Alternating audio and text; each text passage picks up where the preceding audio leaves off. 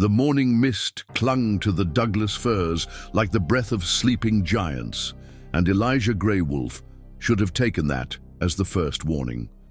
He'd been hunting these mountains for 37 years, ever since his grandfather first put a rifle in his 13-year-old hands and taught him to read the forest like scripture.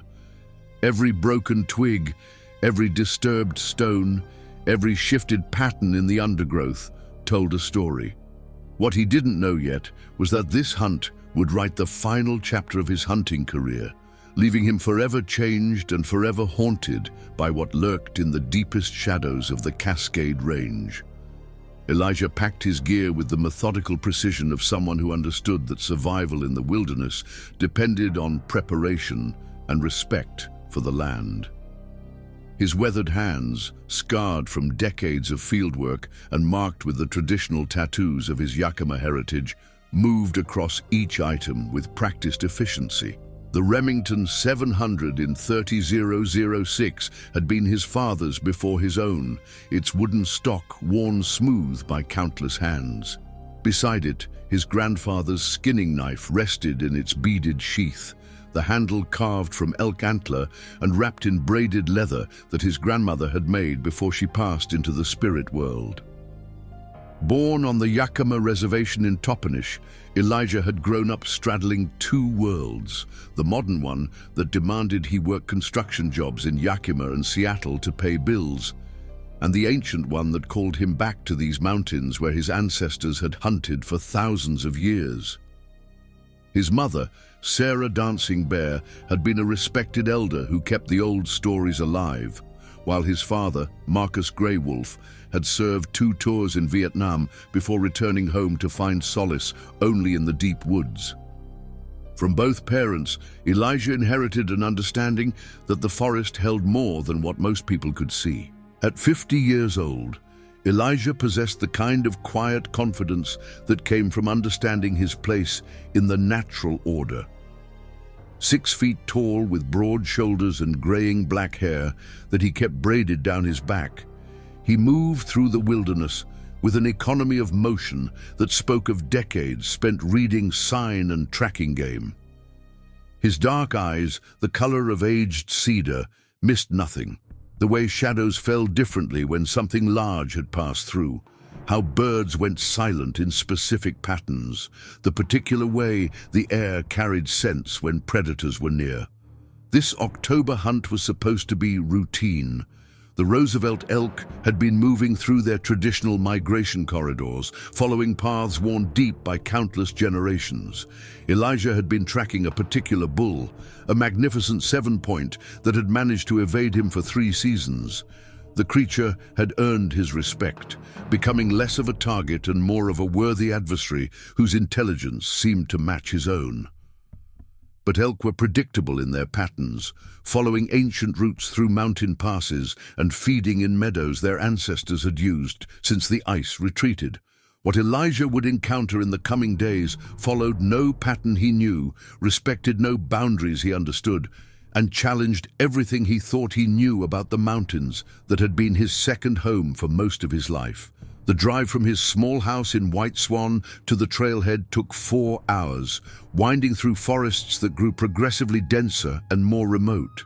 Elijah's truck, a battered Ford F-150 with over 200,000 miles on it, handled the logging roads with familiar ease.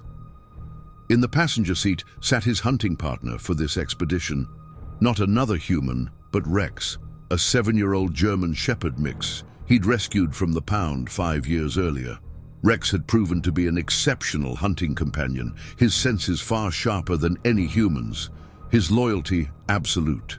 The dog's presence provided more than just companionship. Rex had an uncanny ability to sense when something wasn't right in the forest, his hackles rising minutes before Elijah's human senses detected danger. The animal's behavior had saved them both from a mother bear with cubs 2 seasons ago, his low growl alerting Elijah to back away slowly rather than stumble into a potentially fatal encounter. Rex's reactions to scents and sounds had become an integral part of Elijah's hunting strategy, adding another layer of awareness to his already finely tuned wilderness skills. The trailhead sat at the end of a deteriorating logging road, marked only by a rusted sign warning hunters about bag limits and fire restrictions. Beyond the parking area, which could accommodate perhaps 6 vehicles, but held only Elijah's truck this late in the season, the forest pressed in with an immediacy that reminded visitors they were entering something larger and older than human civilization. Towering Douglas firs rose like cathedral pillars, their canopy so dense that even midday light filtered down in cathedral-like beams that shifted and danced with the slightest breeze. Elijah shouldered his pack, a military surplus external frame backpack that had served him faithfully for 15 years. 60 pounds of carefully selected gear distributed the weight evenly across his frame. Sleeping bag rated to 20 below zero, 4 days of food, water purification tablets, emergency medical supplies, rope, a small axe, emergency shelter, GPS unit, and radio equipment that would allow him to call for help if needed. His rifle rode in a padded case strapped to the pack's side, while his sidearm, a .44 Magnum revolver, rested in a holster on his hip. The handgun had been his grandfather's service weapon from his time as a tribal police officer, its weight both comforting and symbolic of the responsibility Elijah felt to honor his family's traditions. The first day's hike followed established game trails deeper into the Gifford-Pinchot National Forest, territory that remained largely unchanged from when his ancestors had hunted these same ridges. Elijah's destination lay 12 miles from the trailhead, a remote valley that few hunters bothered to reach because of the difficult terrain and the effort required to pack out any game. This remoteness was exactly what drew him, both for the quality of hunting and for the spiritual connection he felt when completely removed from the modern world. Rex ranged ahead with practiced efficiency, never straying so far that he couldn't hear Elijah's whistle, his nose constantly testing the air for the scents that told the story of what animals had passed this way. The dog's enthusiasm was infectious, his tail wagging as he investigated promising scent trails and marked interesting spots for his human to examine.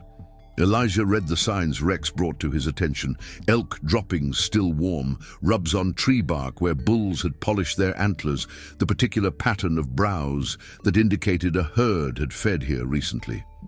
The weather held crisp and clear, with temperatures in the low 40s, and no sign of the early storms that sometimes swept through the Cascades in October. Elijah's breath formed small clouds in the morning air, and frost crunched under his boots until the sun climbed high enough to begin melting the night's deposit. These were perfect hunting conditions, cold enough to keep meat fresh, clear enough for good visibility, quiet enough that sounds carried far through the still air. As the day progressed and the miles passed beneath his boots, Elijah noticed the subtle changes that indicated he was moving into truly wild territory. The sound of aircraft disappeared entirely, replaced by the whisper of wind through pine needles and the distant call of ravens. Cell phone coverage had ended hours ago, leaving him dependent on his radio for emergency communication, though even that had limited range in these deep valleys surrounded by high ridges. The trail began to climb more steeply as it followed an ancient ridgeline toward higher elevations. Elijah's legs found their rhythm, decades of mountain hiking having conditioned his body for the steady pace required for efficient travel through rough terrain.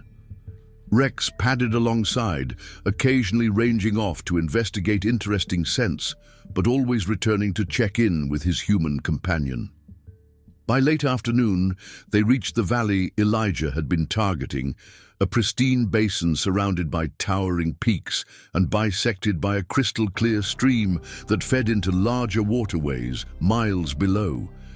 Here, generations of elk had found sanctuary, and here Elijah hoped to encounter the magnificent bull that had eluded him for 3 seasons. The valley floor, carpeted with alpine meadows just beginning to show their autumn colors, provided ideal grazing, while the surrounding timber offered shelter and security. Elijah established his base camp near the stream, selecting a spot that provided good drainage, protection from wind, and clear sight lines in multiple directions. His tent, a four-season mountaineering model designed for harsh conditions, went up quickly with practiced efficiency. The camp kitchen consisted of a small backpacking stove, lightweight cookware, and enough food for 4 days of hard hunting. Everything had been selected for efficiency and reliability. His life might depend on any piece of this equipment functioning when needed. Rex explored the immediate area, while Elijah set up camp, the dog's behavior providing additional information about their new environment. The German Shepherd's relaxed posture and curious investigation of various scents indicated nothing immediately threatening in the vicinity. This was important intelligence, as Rex had developed an almost supernatural ability to detect predators before human senses became aware of their presence. As darkness settled over the valley like a heavy blanket, Elijah prepared his first meal, dehydrated beef stew reconstituted with stream water he'd purified with iodine tablets. The hot food felt good after the long day's hike, and he shared portions of jerky with Rex while planning the next day's hunting strategy. His grandfather had taught him that successful hunting required patience and understanding of animal behavior, not just good marksmanship. The elk would be feeding in the meadows at dawn and dusk, bedding down in thick timber during the day, following patterns established over countless generations. The night sounds of the wilderness settled around their small camp like familiar music.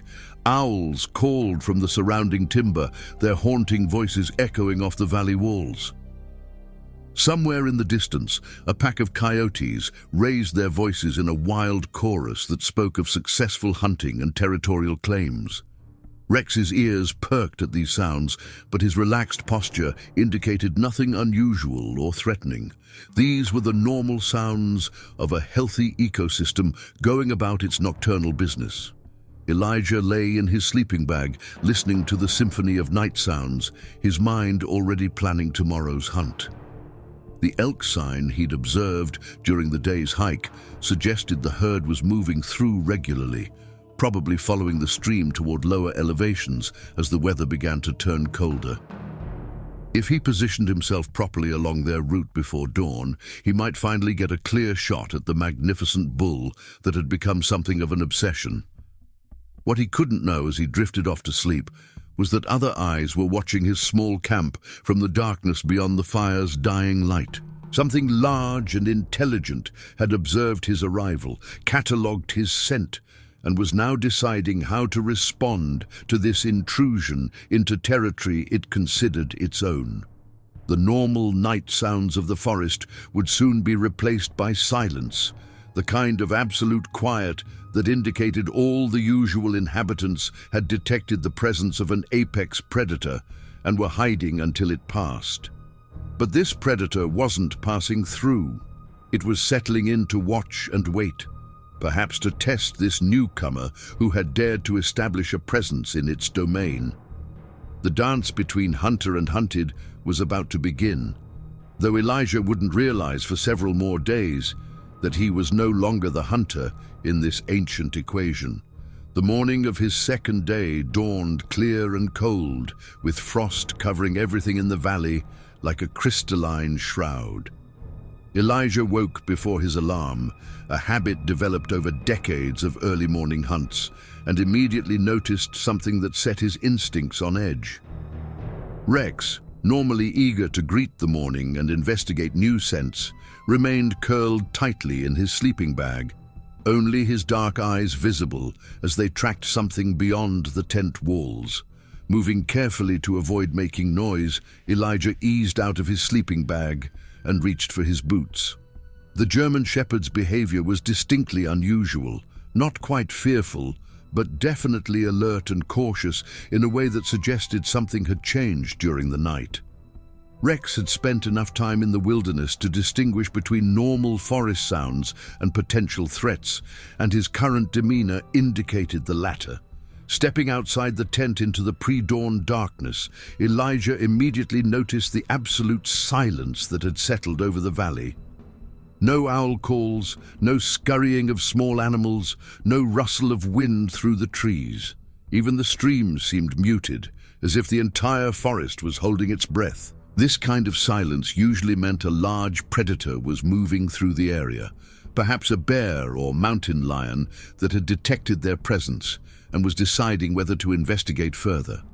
Elijah checked his rifle, ensuring a round was chambered and the safety was engaged but easily accessible. His grandfather had taught him that caution was the difference between successful hunters and dead ones, and 40 years of wilderness experience had reinforced that lesson repeatedly. He moved quietly around the perimeter of their camp, Rex following close behind, both of them scanning the surrounding forest for any sign of what had caused the unusual quiet. The first indication that something truly unusual had occurred came when Elijah discovered the tracks in the soft earth near the stream.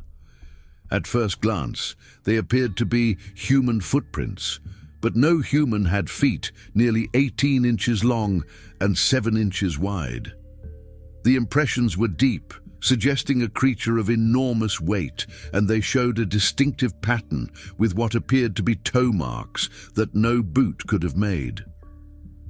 Kneeling beside the clearest print, Elijah felt his heart rate increase as he processed what he was seeing. The track was perfectly formed in the damp soil beside the stream, pressed down at least 2 inches into earth that had barely held his own boot prints. Whatever had made this impression weighed considerably more than his own 200 pounds, and the depth suggested it had been moving carefully, placing each step deliberately rather than running or charging. Rex approached the track cautiously, his hackles rising slightly as he caught the scent. The dog's reaction was telling, not the aggressive posture he showed toward bears or mountain lions, but something between curiosity and unease, as if he was encountering something he couldn't categorize within his experience of forest predators. The German shepherd circled the print several times, occasionally glancing up at Elijah as if seeking guidance on how to respond to this unknown element. Following the trail of prints, Elijah discovered they led directly past his campsite, coming within 20 feet of his tent before continuing toward the opposite side of the valley. Whatever had made these tracks had deliberately investigated their presence, circling their camp during the night while they slept. The creature had approached from downwind, suggesting intelligence and caution rather than random wandering. Each print in the series showed the same characteristics: the enormous size, the depth indicating substantial weight, and what appeared to be a walking gait rather than the loping stride of a four-legged animal. The stride length, measured from print to print, suggested a creature standing at least 8 feet tall, possibly larger. But what disturbed Elijah most was the deliberate nature of the approach, the careful placement of each step that spoke of intelligence and purpose. As dawn light began filtering through the forest canopy, Elijah was able to examine the tracks more carefully. The toe impressions were clearly visible, showing what appeared to be 5 digits ending in what might have been claws or very thick nails. The heel impression was massive, broader than a human's, but longer than that of any known animal in this region.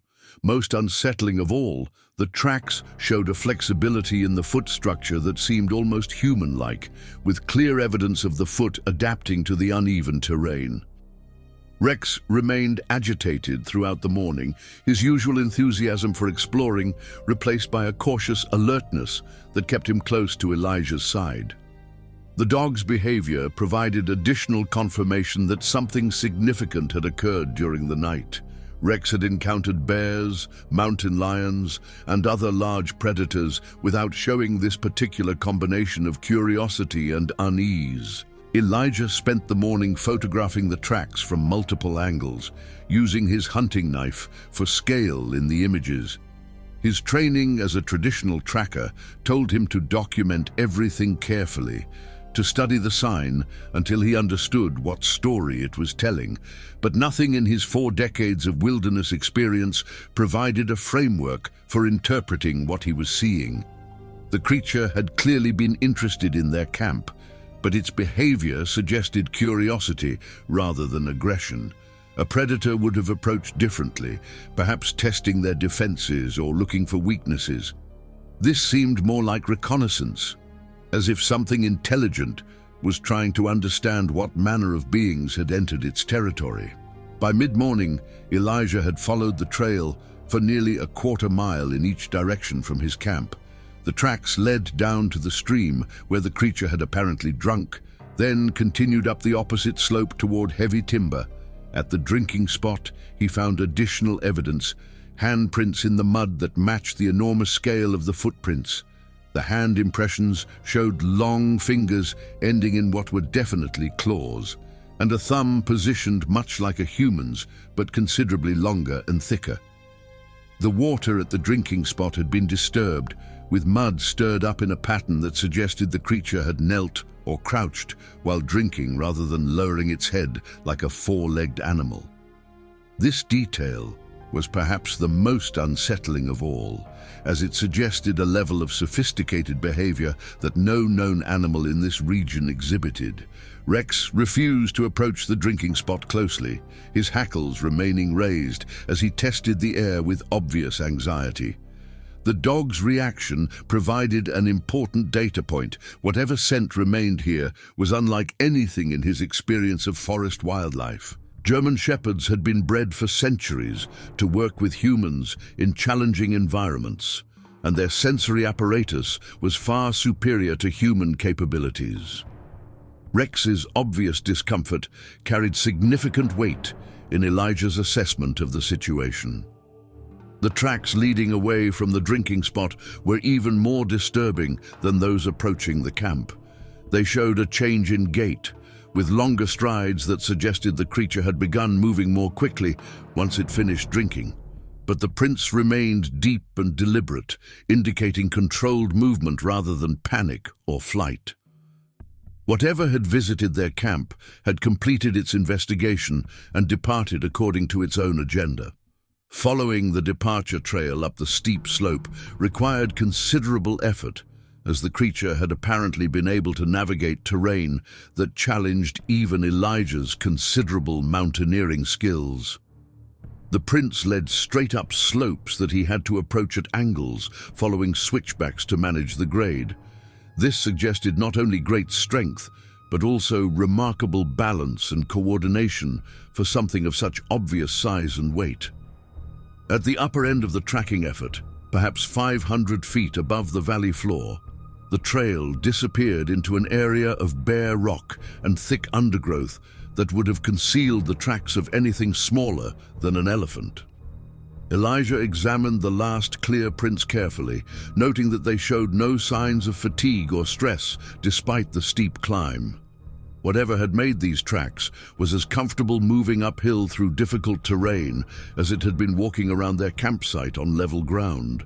Rex had followed the tracking effort reluctantly, staying close to Elijah's side and frequently looking back toward their camp, as if eager to retreat to more familiar territory. The dog's behavior throughout the morning had been unlike anything Elijah had observed in their 5 years of hunting partnership. Rex typically loved tracking expeditions, his enthusiasm infectious as he worked scent trails and investigated new terrain. Today, he seemed to want nothing more than to pack up and leave the valley entirely. Returning to camp, Elijah found himself facing a decision that would have seemed absurd 24 hours earlier. Everything about the tracks suggested he had encountered something that challenged his understanding of what was possible in these mountains. The size, the gait, the apparent intelligence displayed in the approach to their camp, all of it pointed towards something that shouldn't exist according to conventional knowledge. But Elijah was a man who had learned to trust his senses and his experience. The tracks were real, the disturbance to his dog was genuine, and the evidence was too consistent and detailed to dismiss as illusion or misinterpretation. Whatever had visited their camp possessed characteristics that didn't match any known animal in the Pacific Northwest, and its behavior suggested a level of intelligence that demanded serious consideration. The rational response would have been to pack up immediately and report the tracks to wildlife authorities, perhaps the Forest Service or the State Fish and Game Department. But Elijah also understood that such a report would likely be dismissed, or at best result in a brief investigation that would find nothing.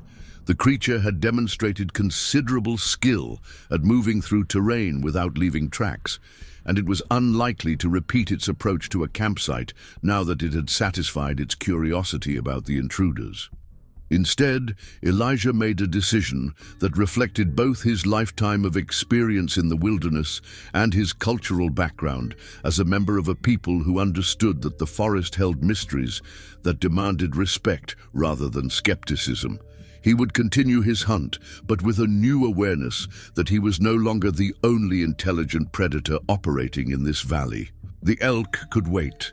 Something far more significant demanded his attention. That afternoon, he established a new camp in a more defensible position, moving their gear to higher ground that provided better sight lines and multiple escape routes. Rex supervised the relocation with obvious approval, his demeanor improving markedly once they were positioned where they could observe their surroundings more effectively. The new campsite felt more secure, but Elijah understood that security was relative when dealing with something that could apparently move through the forest with near invisibility, despite its enormous size. As evening approached, Elijah prepared for what he suspected would be another visit from their mysterious observer. This time, he would be ready with more than just tracks to document the encounter. His camera equipment included night vision capabilities, and he had positioned tripwires around the camp perimeter that would alert him to any approach. If something came calling again, he intended to gather evidence that even the most skeptical observer would have to acknowledge. Rex seemed to sense the change in their situation, remaining alert and watchful as darkness settled over the valley. The normal night sounds remained absent, as if the entire forest ecosystem was aware that an apex predator was moving through their territory. Elijah settled into his sleeping bag with his rifle beside him and his camera equipment within easy reach, knowing that this night would either provide answers or escalate their situation into something far more dangerous than a simple hunting expedition. What he didn't yet understand was that their visitor had been equally curious about them, and that its intelligence was sufficient to recognize the changes in their camp setup. The game of observation and counter-observation was about to become far more complex, with stakes that neither participant fully understood. The ancient dance between human and wildness was entering a new phase, one that would test everything Elijah thought he knew about survival in the wilderness he had called home for 4 decades. The second night passed in oppressive silence, broken only by the sound of Rex's restless movement as the dog struggled to settle into sleep. Elijah dozed fitfully, his subconscious mind monitoring every sound that penetrated the unusual quiet that had settled over the valley. The tripwires remained undisturbed, his motion sensors detected nothing, and dawn arrived without any evidence of nocturnal visitors. But the absence of normal forest sounds suggested their observer remained in the vicinity, perhaps having learned caution from its previous approach. Rex's behavior confirmed Elijah's suspicions. The German shepherd remained agitated and hyper-alert, his ears constantly swiveling towards sounds too subtle for human detection. The dog's stress was becoming a concern. He had barely eaten since discovering the tracks, and his usual enthusiasm for morning exploration had been replaced by reluctance to venture far from their defensive position. Elijah spent the morning examining their surroundings with new appreciation for how vulnerable they were in this remote location. The nearest human beings were probably the weekend hunters 12 miles away at the trailhead, and even emergency radio communication was unreliable due to the surrounding peaks. If their situation deteriorated, they would be entirely dependent on their own resources for survival. The more he considered their circumstances, the more Elijah realized how little he actually knew about what they were dealing with.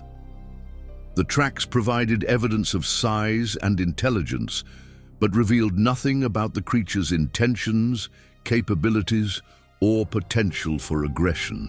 His grandfather's stories had included references to forest beings that demanded respect, but generally avoided human contact. This situation seemed to be evolving beyond simple avoidance into something more like active surveillance. Rex's distress finally forced a decision that went against every instinct Elijah had developed over 4 decades of wilderness hunting. By noon, he was packing their gear for departure, recognizing that his responsibility to his companion outweighed his curiosity about the mysterious tracks. The dog's stress levels had reached a point where his health was becoming a concern, and Elijah's primary obligation was to ensure they both returned safely from what had begun as a routine hunting expedition. The pack-out process revealed additional evidence that their departure was being observed. Rex remained extremely agitated during the entire procedure, frequently stopping to stare into the surrounding forest, as if tracking movement that remained invisible to human eyes. Several times, Elijah caught himself following the dog's gaze, searching for whatever had captured his companion's attention, but saw nothing beyond the normal patterns of light and shadow among the trees. As they prepared to leave the valley, Elijah made one final attempt to document their experience. He photographed the tracks one more time, gathered what appeared to be hair samples from a tree where something large had brushed against the bark, and recorded detailed GPS coordinates for everything he had observed. Whatever had happened here deserved more investigation than he could provide with his current resources, but he wanted to ensure that others could find and examine the evidence. The hike out began as a retreat, but quickly evolved into something that felt more like a pursuit. Rex's behavior suggested they were being followed, though Elijah's own senses detected nothing concrete to support that assessment. The dog frequently looked back over his shoulder, occasionally emitting low whines that seemed to indicate frustration with his inability to communicate what he was detecting. 3 miles from their original campsite, they encountered the first direct evidence that their departure was indeed being observed. A tree had been broken across the trail, not a windfall from natural causes, but a healthy 12-inch diameter Douglas fir that had been twisted off about 8 feet above the ground and deliberately placed to block their route. The break showed characteristics that suggested enormous strength applied with considerable precision. Rex refused to approach the fallen tree, his hackles rising as he tested the air around the obstruction. The tree was still bleeding sap, indicating it had been broken recently, probably within the last few hours, almost certainly after they had begun their departure preparations. This was no coincidence. Something was actively interfering with their exit from the valley. Elijah examined the break carefully, photographing the twisted wood and the precise placement of the tree across the narrow trail. The force required to break a healthy tree of this size exceeded anything he could imagine applying, even with tools and mechanical advantage. Yet the break showed no signs of tool marks, no evidence of cutting implements or machinery. Something had simply grabbed the tree and twisted it until the wood fiber gave way. The psychological impact of this discovery was immediate and profound. What had begun as curiosity about unusual tracks had escalated into active interference with their departure. The tree placement demonstrated not only enormous physical strength, but also tactical thinking. The obstruction was positioned at the narrowest point of the trail, where bypassing it would require the most difficult terrain navigation. Rex began showing signs of genuine panic, pacing in tight circles and whining with increasing urgency. The dog's distress was becoming contagious, and Elijah felt his own anxiety levels rising as he considered the implications of their situation. If something was actively working to prevent their departure, their circumstances had moved well beyond unusual wildlife encounter into potentially life-threatening territory. The decision to abandon the main trail and attempt a cross-country route to the next valley required skills that Elijah possessed, but had hoped never to need in an emergency situation. Navigation through unmarked terrain using only compass and topographic map was challenging under the best circumstances, and these were far from optimal conditions. Rex's distress was affecting his own judgment, and the knowledge that they were being observed added psychological pressure that made careful decision-making more difficult. The route Elijah selected would take them over a ridge that rose nearly 1,000 feet above their current position, then down into an adjacent drainage that would eventually connect with different trails leading back to civilization. It was technically feasible with their equipment and experience, but it would require most of the day and would leave them exposed on open slopes where observation from the forest below would be easy. As they began the steep climb toward the ridge, Rex's behavior provided a running commentary on their pursuer's location. The dog's attention remained focused on the forest behind them, his body language indicating that whatever was following maintained a consistent distance rather than closing for contact. This suggested intelligence and planning rather than simple predatory behavior. The climb was physically demanding, requiring frequent rest stops that allowed Elijah to observe their back trail for signs of pursuit. He saw nothing directly, but several times noticed movement in the canopy that couldn't be attributed to wind, the kind of subtle disturbance that indicated something large was moving through the trees below their position. Whatever was following them possessed remarkable stealth capabilities for something of obvious size. Rex's distress reached a peak as they approached the ridgeline, the dog's panting and pacing indicating stress levels that bordered on panic. Elijah made the difficult decision to administer a mild sedative from his emergency medical kit, a decision he had never before made in 40 years of hunting with dog companions. Rex's condition was deteriorating to the point where it threatened their ability to navigate safely through difficult terrain. The view from the ridge provided their first clear sightlines back into the valley they were leaving, and what Elijah observed through his binoculars challenged his understanding of what was possible. Something large was moving through the forest below, keeping pace with their climb, but remaining within tree cover that concealed its exact nature. The movement patterns were unlike anything he had ever observed, too fast for something moving on foot, too controlled for something moving randomly. What disturbed him most was the evidence of intelligence in the pursuit tactics. Whatever was following them had positioned itself to maintain visual contact while remaining concealed, adapting its route to match their elevation gain.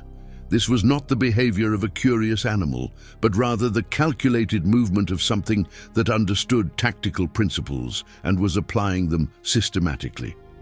The descent into the adjacent valley provided temporary relief from the psychological pressure of being observed as the terrain features blocked sightlines back to their pursuer.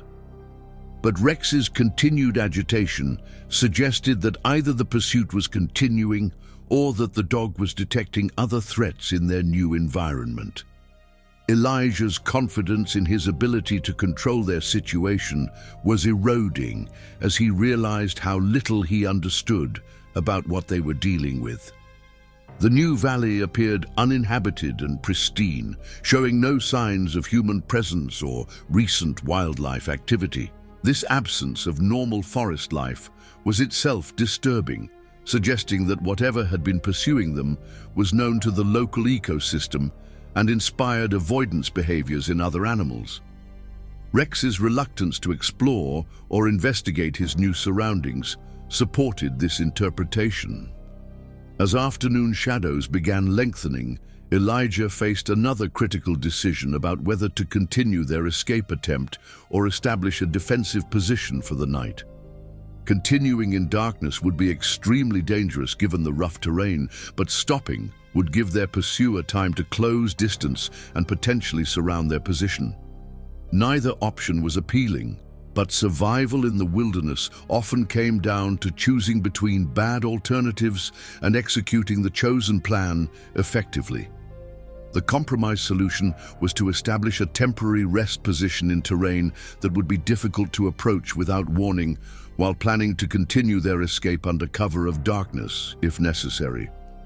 Elijah selected a spot among large boulders that provided both shelter and multiple escape routes, positioned to give them advance warning of any approach from below while concealing their exact location from distant observation.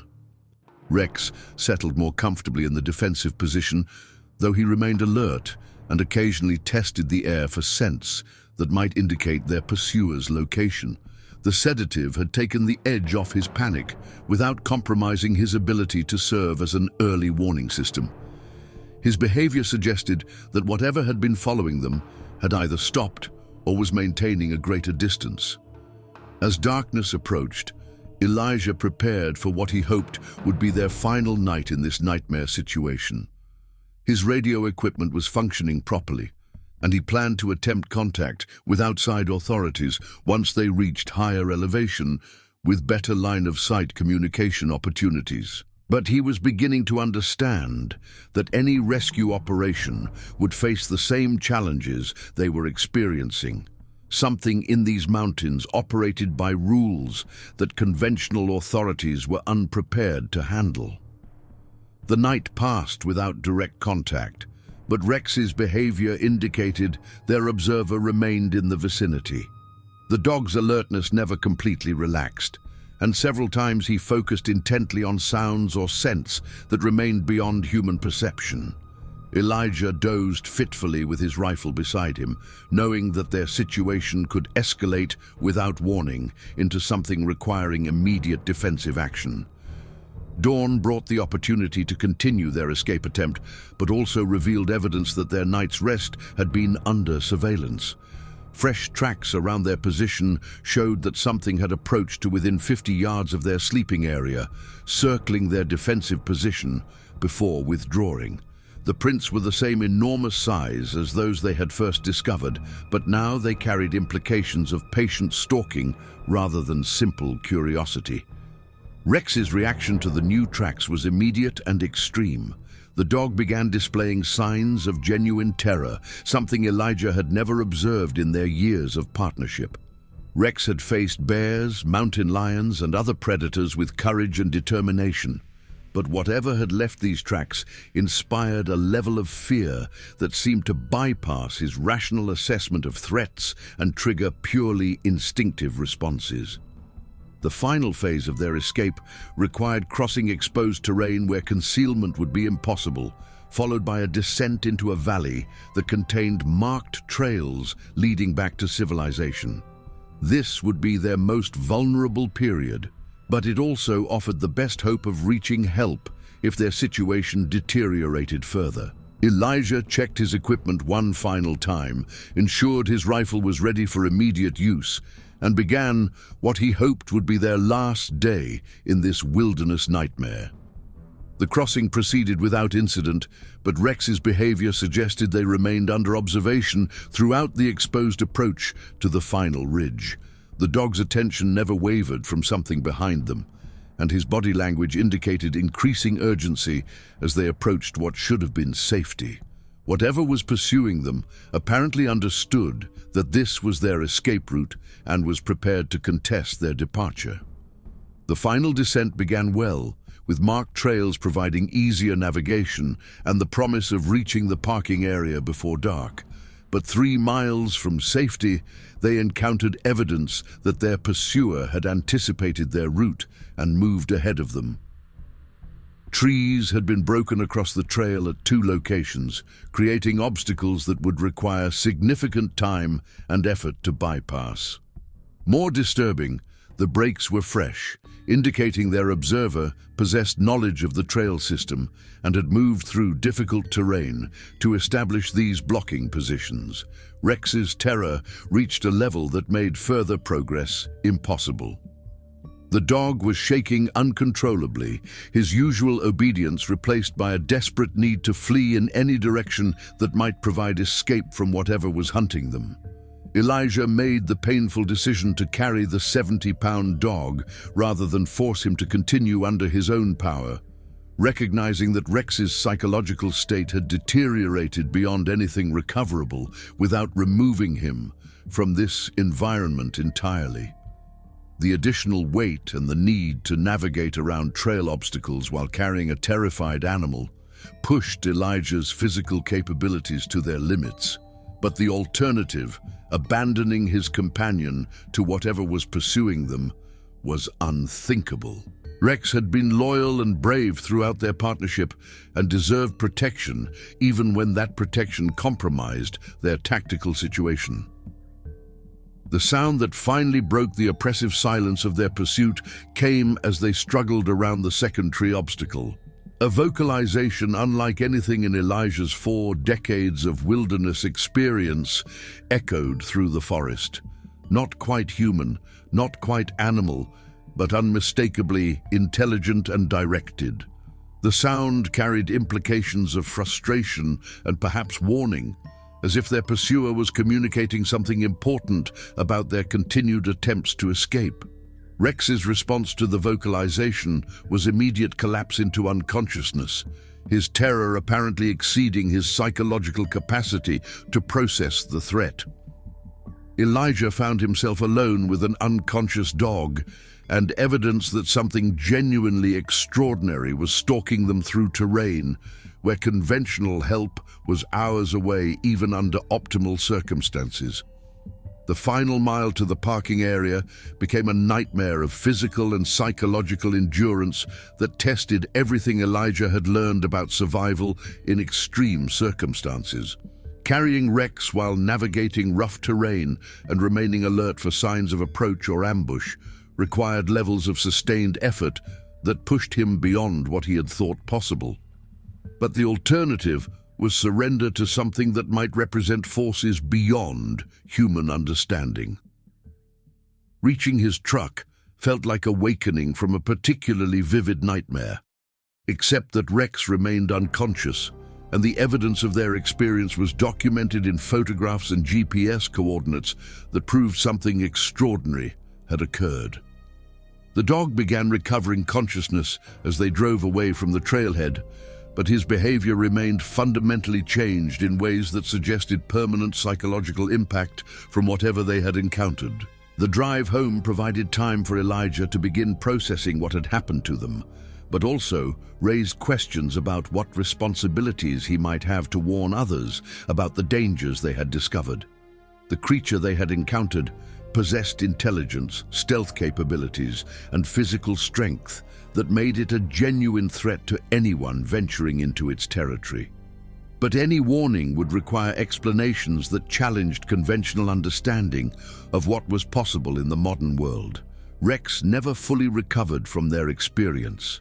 The confident, curious dog who had been Elijah's trusted hunting partner was replaced by an animal that showed persistent anxiety and refused to venture far from human habitation.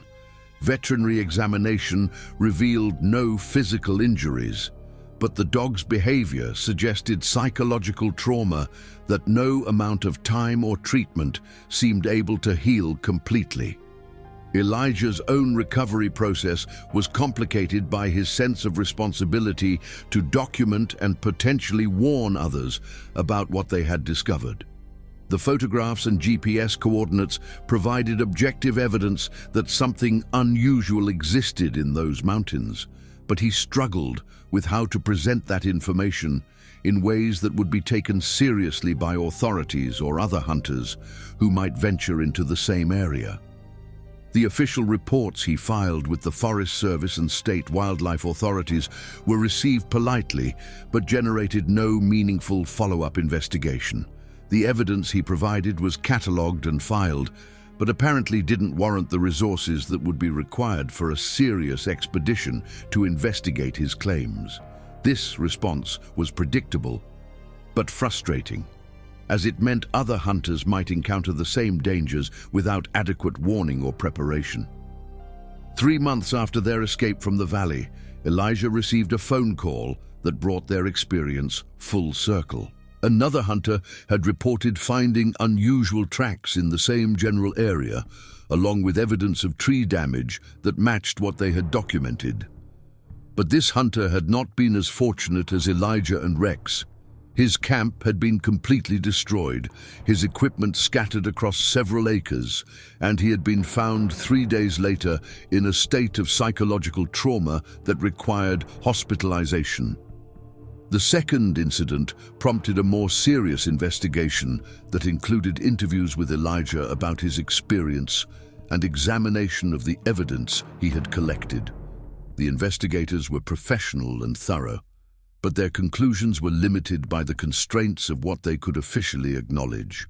The reports classified the incidents as encounters with an unknown large animal, possibly a bear with unusual behavioral characteristics, and recommended increased caution for hunters in the affected area.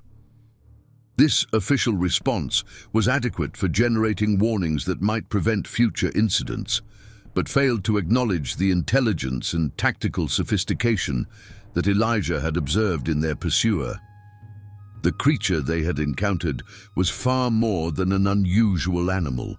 It was something that challenged fundamental assumptions about what forms of intelligence existed in the wilderness areas that humans considered conquered and catalogued.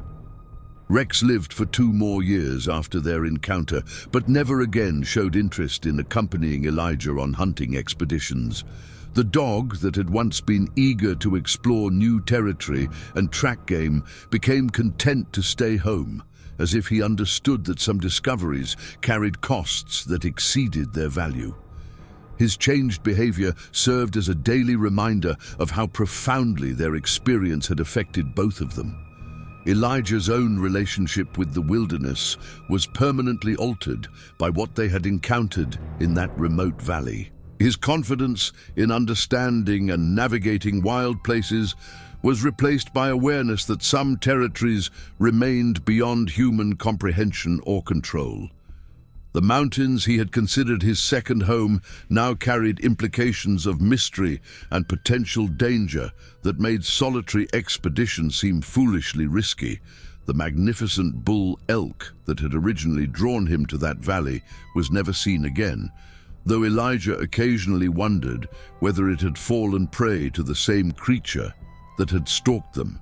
The elk's disappearance seemed to support his growing understanding that something had established dominance over that entire watershed, something that viewed other large mammals as either threats or prey, depending on their behavior and capabilities. 5 years later, Elijah still possessed the photographs, GPS coordinates, and physical evidence they had collected during their encounter. The hair samples had been analyzed by a private laboratory that found DNA sequences that didn't match any known species in their databases. The results were intriguing, but not conclusive, falling into the category of interesting anomalies rather than definitive proof of anything extraordinary. The tracks photographed with his hunting knife for scale remained the most compelling evidence of what they had encountered. The images clearly showed footprints that were far too large to have been made by any known animal in the Pacific Northwest, with anatomical details that suggested bipedal locomotion and intelligence.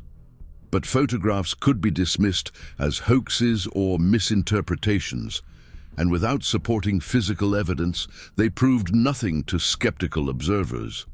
Elijah's decision about whether to publicize their experience more broadly remained complicated by his understanding of how such revelations typically were received. The few researchers who took such reports seriously operated outside mainstream scientific institutions, while conventional authorities dismissed most eyewitness accounts as misidentification or deliberate fabrication. Neither response seemed adequate for dealing with something that posed genuine risks to others who might venture into the wrong areas unprepared. The compromise solution was to maintain careful documentation while sharing information only with other experienced outdoorsmen who might benefit from warnings about specific locations. This approach allowed him to fulfill his responsibility to warn others while avoiding the publicity and skepticism that would follow any broader revelation. It was an imperfect solution, but the best available given the constraints of operating within conventional frameworks that couldn't acknowledge extraordinary possibilities. Rex's death from cancer 2 years after their encounter marked the end of Elijah's hunting career. The dog's final illness progressed rapidly, as if his immune system had been compromised by the psychological trauma of their wilderness experience. Elijah chose to interpret Rex's death as the price of their survival, a sacrifice that had allowed them both to return from an encounter that might easily have ended differently. The eulogy Elijah delivered at Rex's burial ceremony included reference to their final hunt together, though he kept the details general enough to avoid challenging the beliefs of friends and family who attended the service. Rex had been a brave and loyal companion who had served faithfully in circumstances that exceeded anything either of them had been prepared to handle. His sacrifice deserved acknowledgement, even if the full story of their experience couldn't be shared with conventional audiences. 7 years after the encounter, Elijah continues to live with the knowledge that something extraordinary exists in the wilderness areas that most people consider well explored and documented.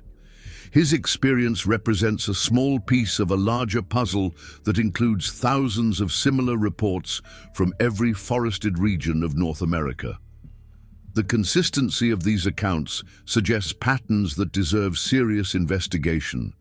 But such research requires resources and institutional support that remain unavailable. The remote valley where they encountered the impossible remains off-limits in Elijah's personal geography. His maps still show the GPS coordinates, but he has never returned to verify whether the creature continues to inhabit that watershed. Some knowledge carries responsibility, and his responsibility is to ensure that others don't stumble unprepared into situations that could cost them more than they're willing to pay. The hunting rifle that served as his constant companion for 4 decades now rests unused in his gun safe, though he maintains it in perfect condition as a gesture of respect for the traditions it represents. His hunting license remains current, but he no longer ventures beyond areas with good cellular coverage and regular human traffic. The wilderness that once felt like home now carries implications of mystery and danger that make solitary expeditions seem unnecessarily risky. Elijah's story ends not with resolution, but with acceptance of mysteries that exceed human understanding. His encounter with the impossible has left him changed in ways that affect every aspect of his relationship with the natural world. He remains grateful for their survival, while acknowledging that survival came at the cost of innocence, about what forms of intelligence share our planet. The tracks they photographed in that remote valley continue to challenge conventional understanding of what's possible in places where human influence remains limited. Whether others will eventually provide more definitive answers to the questions raised by their experience remains to be seen. For now, it's enough that they survived to carry the memory of something that shouldn't exist, but undeniably does. The ancient forests of the Pacific Northwest continue to hold secrets that conventional science has yet to acknowledge or explain. Elijah's encounter represents one documented contact with forces that operate according to rules that humans don't understand and can't control. His story serves as both warning and testament to the reality that some boundaries between known and unknown remain permeable for those who venture far enough from civilization to cross them. The last entry in Elijah's hunting journal, written the night after their return from that final expedition, contains a single sentence that summarizes everything they learned. Some hunts end with the realization that you were never the hunter. This recognition has shaped every day of his life since, serving as a reminder that humans' position at the top of the food chain exists only in environments where we maintain technological and numerical advantages. For those who venture alone into the deepest wilderness, the ancient rules of predator and prey remain in effect. Elijah's experience suggests that some predators have evolved intelligence sufficient to study human behavior and adapt their own tactics accordingly. This possibility carries implications that extend far beyond hunting and camping to challenge fundamental assumptions about humanity's relationship with the natural world. The ground that shook with every step of their pursuer continues to echo in Elijah's memory as reminder that some encounters change everything. His warning to others who might follow his path is simple. Some territories belong to forces that demand respect rather than conquest, and the price of ignoring that reality may be higher than anyone is prepared to pay. The last hunt ends when you realize that some hunts never really end. They simply change who is hunting whom. The next case, Kyle Anderson had been hunting the Alaskan wilderness for 37 years, ever since his father first handed him a .3006 Springfield rifle on his 12th birthday and taught him to track elk through the dense forests of the Kenai Peninsula. Born and raised in Anchorage, Kyle understood the rhythm of the wild, like most men understood their morning coffee routine. The eldest of 3 brothers, in a family that had lived in Alaska for 4 generations, he'd inherited more than just his grandfather's weathered cabin. He'd inherited an instinctive knowledge of how to survive in conditions that would kill most people within hours. His father, Marcus Anderson, had been a legendary guide who'd taken trophy hunters from around the world into the most remote corners of Alaska. Marcus had died when Kyle was 28, caught in an avalanche while tracking a wounded brown bear near Denali. Kyle had found his body 3 days later, partially buried under 8 feet of snow, his father's last rifle shot having taken down the massive grizzly that lay frozen just 20 yards away. That day had changed Kyle forever, cementing his respect for the wilderness and his understanding that nature demanded absolute attention to survive. Kyle's reputation as a hunter and tracker had grown steadily over the decades. He possessed an almost supernatural ability to read sign, the barely perceptible bent grass that indicated an animal's passage, the subtle change in bird calls that warned of predators, the way snow settled differently when something large had moved through recently. Other hunters sought his guidance, and he'd built a modest but steady business leading expeditions into the Brooks Range and the remote areas of the Alaska Range, where few men dared to venture alone. At 49, Kyle stood 6 feet 2 inches tall, his frame still powerful despite the gray creeping into his dark beard and the lines that decades of squinting against snow glare had etched around his steel blue eyes.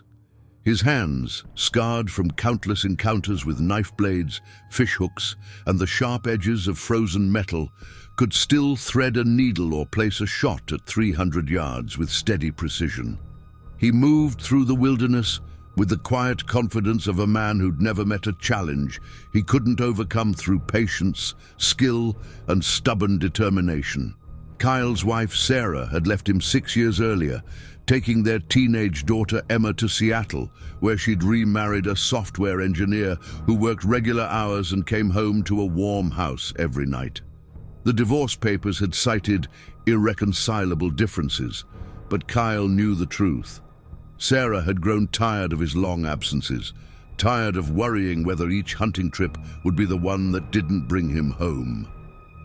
Emma called twice a month, their conversations careful and polite. But Kyle could hear the distance in her voice. The life she'd built that had no room for a father who disappeared into the wilderness for weeks at a time. The loneliness had driven Kyle deeper into the wild. His cabin, located 47 miles northeast of Fairbanks, near the confluence of two unnamed streams, had become his primary residence. Solar panels provided minimal electricity, a wood-burning stove supplied heat, and a shortwave radio maintained his only connection to civilization. He'd installed a satellite phone 3 years ago after a close call with hypothermia, but he rarely used it except for essential communications with clients or supply orders. The October, when everything changed, began like any other hunting season. Kyle had spent September preparing his gear, checking and rechecking every piece of equipment that would keep him alive through the long Alaska winter. His rifles, a dot, 300 Winchester Magnum for large game and a .22-250 for smaller targets, had been cleaned and sighted. His cold weather gear had been inspected for wear and tear, and his supplies inventoried with military precision. 47 cans of food, 60 pounds of dried meat, 37 pounds of ammunition, medical supplies including antibiotics and painkillers, water purification tablets, emergency flares, and enough fuel to run his generators for 6 weeks if necessary. The plan for October had been straightforward: a solo hunting expedition targeting the massive bull moose that migrated through the valley during rutting season. Kyle had identified prime territory 22 miles northeast of his cabin, accessible only by snowmobile once the first heavy snows arrived. Weather reports suggested an early winter storm system moving in from the Bering Sea, which would drive the animals to lower elevations and create ideal hunting conditions. Kyle's preparation ritual had become almost ceremonial over the years. He would spend the 3 days before departure in complete solitude, checking and rechecking his gear, studying topographical maps, and mentally rehearsing every aspect of the trip. He cleaned his rifles until the metal gleamed, organized his ammunition by type and weight, and tested every piece of electronic equipment twice. His emergency beacon, GPS units, altimeter, and weather radio all received fresh batteries and signal checks. The weather prediction proved accurate. On October 7th, the first storm system swept across central Alaska, dropping 8 inches of fresh powder and driving temperatures to 12 degrees below zero. Kyle watched from his cabin window as the snow transformed the landscape into the pristine wilderness that most hunters only dreamed of accessing. The storm passed by evening, leaving behind crystal-clear skies and the kind of bitter cold that made every breath visible and every sound carry for miles. Kyle departed at dawn on October 8th, his snowmobile loaded with carefully packed gear and pulling a small sled containing additional supplies. The machine, a Polaris Switchback 850 that he'd modified for extended wilderness travel, started on the first pull despite the sub-zero temperature. Kyle had learned decades ago that reliability could mean the difference between a successful hunt and becoming a statistic in the Alaska State Trooper files. The journey to his hunting camp took 3 hours through terrain that would have challenged most experienced outdoorsmen. Kyle navigated by landmarks he'd memorized over years of travel through the area. A distinctive rock formation shaped like a bear's head, a dead spruce tree struck by lightning 5 years earlier, a creek crossing where the ice formed in predictable patterns each winter. The country was achingly beautiful in its absolute emptiness. Rolling hills covered in pristine snow, stretching to horizons that seemed to extend forever under the pale October sun. Kyle established his hunting camp in a sheltered valley beside a frozen stream, following the same methodical routine he'd perfected over decades. First, he cleared snow from a flat area large enough for his tent and gear storage. Then he assembled his 4-season mountaineering tent, a north face model designed to withstand Arctic conditions. The tent went up in 12 minutes, its bright orange fabric a small island of color against the endless white landscape. Inside the tent, Kyle arranged his gear with the precision of a surgeon organizing instruments. Sleeping bag rated to -40 degrees, inflatable pad providing insulation from the frozen ground, camping stove and fuel canisters, food supplies organized by day and meal, rifle maintenance kit, first aid supplies, and emergency gear all placed in predetermined locations. Every item had a specific place, and Kyle could locate anything in complete darkness if necessary. The hunting shelter came next. A lean-to constructed from lightweight aluminum poles and white camouflage fabric that would conceal Kyle while allowing clear shooting lanes across the valley. He positioned the shelter to take advantage of prevailing wind patterns and natural cover, with escape routes planned in multiple directions. The shooting rest, carved from hardwood and cushioned with foam, would provide stable support for shots out to 400 yards. Kyle's first 3 days in camp followed patterns established through decades of wilderness hunting. He rose before dawn, moving through the darkness with the aid of a red-filtered headlamp that preserved his night vision. Coffee brewed over his camp stove provided the only luxury he allowed himself, the bitter liquid warming his hands through the insulated mug while he studied weather patterns and wind direction. Each morning, Kyle conducted a thorough reconnaissance of the surrounding area, moving silently through the snow-covered terrain while searching for signs of game. His tracking skills, honed through decades of practice, allowed him to read the story written in snow and earth. Here, a family of ptarmigan had scratched for seeds beneath a stand of dwarf birch. There, a red fox had followed a creek bed, its tracks sharp and clear in snow that had fallen during the night. Along the ridge above camp, caribou had passed 3 days earlier, their distinctive hoofprints heading north toward winter grazing areas. But it was the absence of sign that began to trouble Kyle. In 37 years of hunting this region, he'd never seen it so empty of large game. No moose tracks, no bear sign, no wolves, nothing that suggested the presence of the animals that should have been moving through the valley during this time of year. The silence felt wrong, oppressive in a way that Kyle couldn't articulate, but felt in his bones like the approach of a thunderstorm. On the evening of his 3rd day in camp, Kyle sat outside his tent, cleaning his rifle and listening to the absolute quiet that surrounded him. No wind moved through the scattered spruce trees. No owl called from the darkness beyond his camp. Even the normal sounds of small animals moving through the underbrush were absent, as if every living thing had abandoned this section of wilderness. Kyle had experienced unusual quiet before, times when weather or predator activity drove animals into hiding, but never anything like this complete emptiness. He'd learned to trust his instincts during 4 decades in the wild, and every instinct was telling him that something was fundamentally wrong.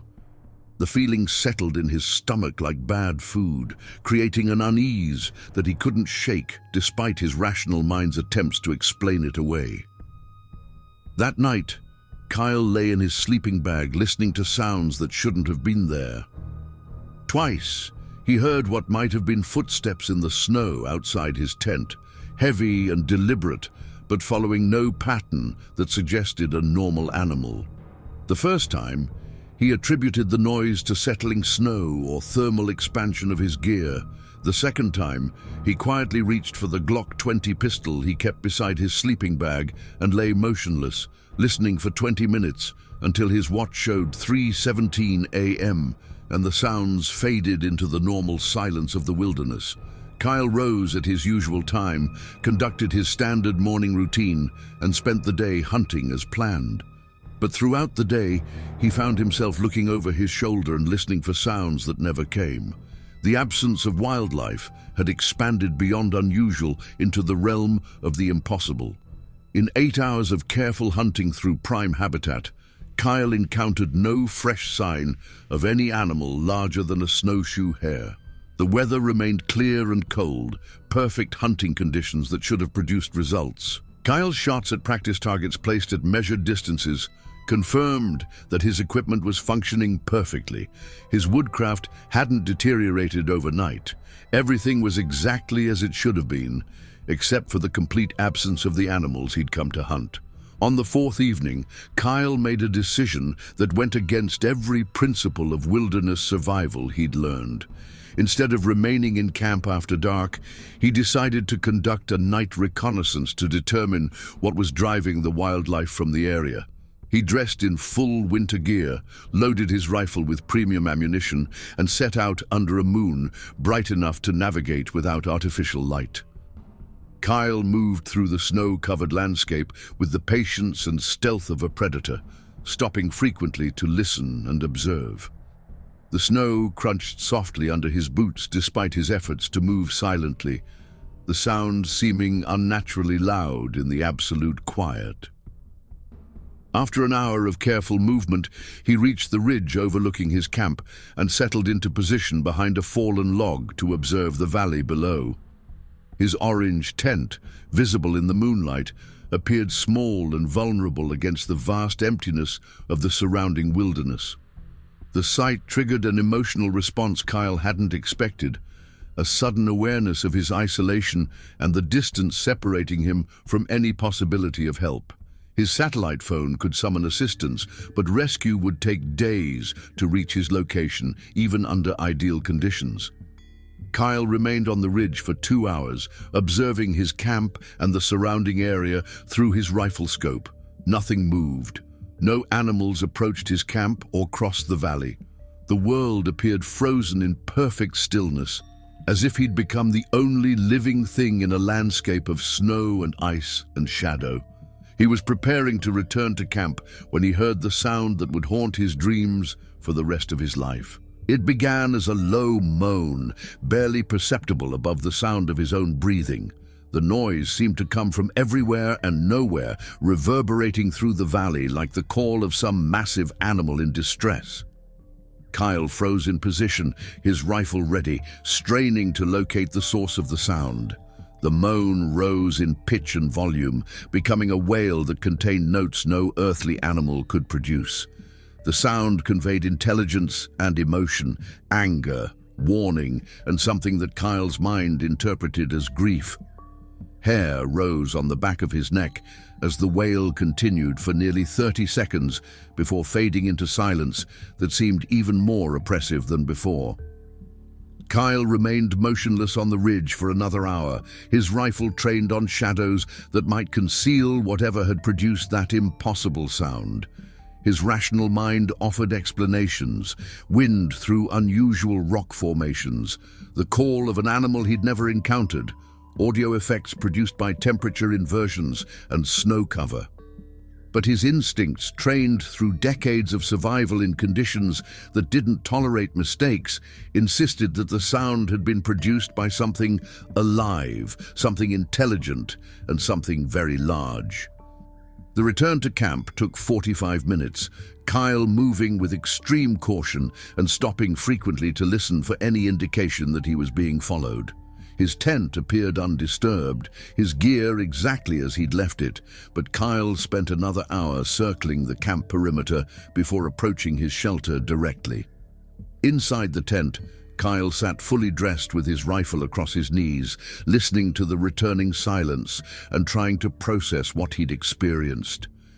His satellite phone could contact the outside world, but what would he tell them? That he'd heard an unusual sound in the wilderness? That the normal wildlife population seemed to have disappeared? Search and rescue teams had more pressing concerns than investigating a hunter's vague unease about missing animals. Kyle dozed fitfully until dawn, starting awake repeatedly at sounds that might have been footsteps in snow or might have been the normal settling and expansion of his gear in the changing temperature. When morning came, he conducted a thorough examination of the area around his camp, searching for any sign that something had approached during the night. What he found in the snow, 40 yards from his tent, changed everything. The track measured 18 inches long and 7 inches wide, with clear impressions of 5 toes, ending in what appeared to be claws or nails. The depth of the impression suggested something weighing at least 400 pounds, possibly much more. But the shape was wrong for any animal Kyle knew. Too long for a bear, showing a heel and arch that suggested bipedal locomotion, with toe placement that indicated an opposable thumb. Kyle photographed the track from multiple angles, using his pocket knife and a dollar bill for scale references. He took measurements and made detailed notes, documenting the depth of impression, the clarity of detail, and the pattern that suggested a creature walking upright on two legs. Additional tracks led away from his camp toward the tree line, but the rocky ground beneath the snow prevented clear impressions. For the first time in 37 years of wilderness experience, Kyle encountered evidence that didn't fit into any category his knowledge could explain. The track was fresh, made during the night while he'd been lying awake in his tent. Something large and bipedal had approached his camp, circled it at a distance that suggested caution and intelligence, and then departed without disturbing his gear or leaving any other sign of its presence. Kyle's hands shook slightly as he stored his camera and notes. The rational part of his mind insisted on conventional explanations. A bear walking on its hind legs, unusual snow conditions that distorted normal tracks, his own imagination filling in details that weren't actually present. But his experienced tracker's eye told a different story. The track was clear, detailed, and impossible to explain away. The decision to break camp and return to his cabin didn't require conscious deliberation. Kyle began packing his gear with the efficient speed of a man who'd done it thousands of times, but his movements carried an urgency that hadn't been present during his arrival. Every few minutes, he paused in his work to scan the tree line and listen for any sound that might indicate he was being observed. Loading the snowmobile took 20 minutes. Kyle securing his gear with extra attention to weight distribution and accessibility. His rifle remained loaded and ready, positioned where he could reach it instantly if necessary. The satellite phone went into his breast pocket rather than the gear bag, and he checked the signal strength twice before starting the engine. The machine started immediately, its familiar rumble providing the first comfort Kyle had felt since finding the track. He let the engine warm for 5 minutes while conducting a final visual sweep of the camp area, looking for any movement or sign that something was watching his departure. Kyle's route home followed the same trail he'd used for the inbound journey, but his attention to the surrounding terrain was heightened to levels he'd never experienced.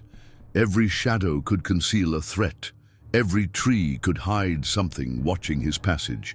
The familiar landmarks that had guided him to the hunting camp now seemed ominous, as if the landscape itself had been transformed by his discovery of the impossible track. 3 miles from his abandoned camp, Kyle stopped the snowmobile to examine what appeared to be additional tracks crossing his trail. The impressions were less clear than the one he'd found at camp, but the pattern was unmistakable. The same elongated footprints with toe impressions that suggested intelligence and opposable digits. The tracks appeared to parallel his route, staying in the tree line, but following the same general direction.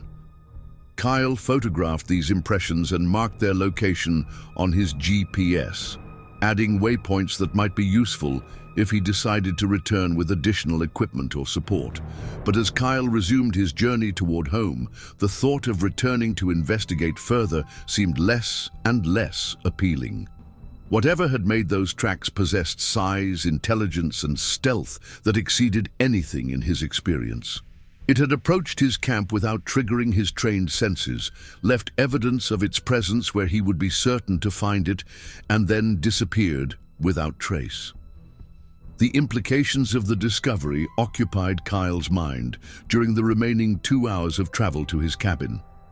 If the tracks were genuine, and his experience insisted they were, then something unknown to science was living in the wilderness he'd considered his personal domain for nearly 4 decades, something large enough to leave 18-inch footprints, something intelligent enough to investigate his camp without direct confrontation. something that had driven away every other animal in the area through its mere presence. Kyle's cabin appeared through the trees like a sanctuary, its familiar bulk offering security and normality after the unsettling events of the past night.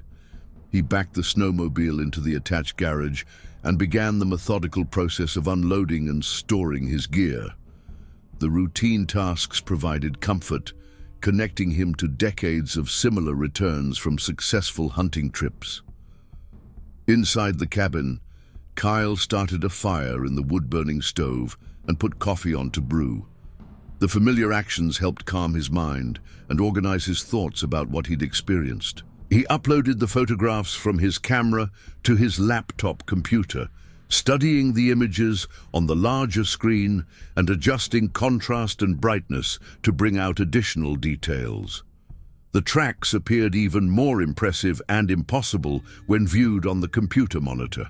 The definition of individual toes, the clear impression of an arch, the depth that indicated enormous weight, all combined to create evidence that Kyle couldn't explain away or ignore.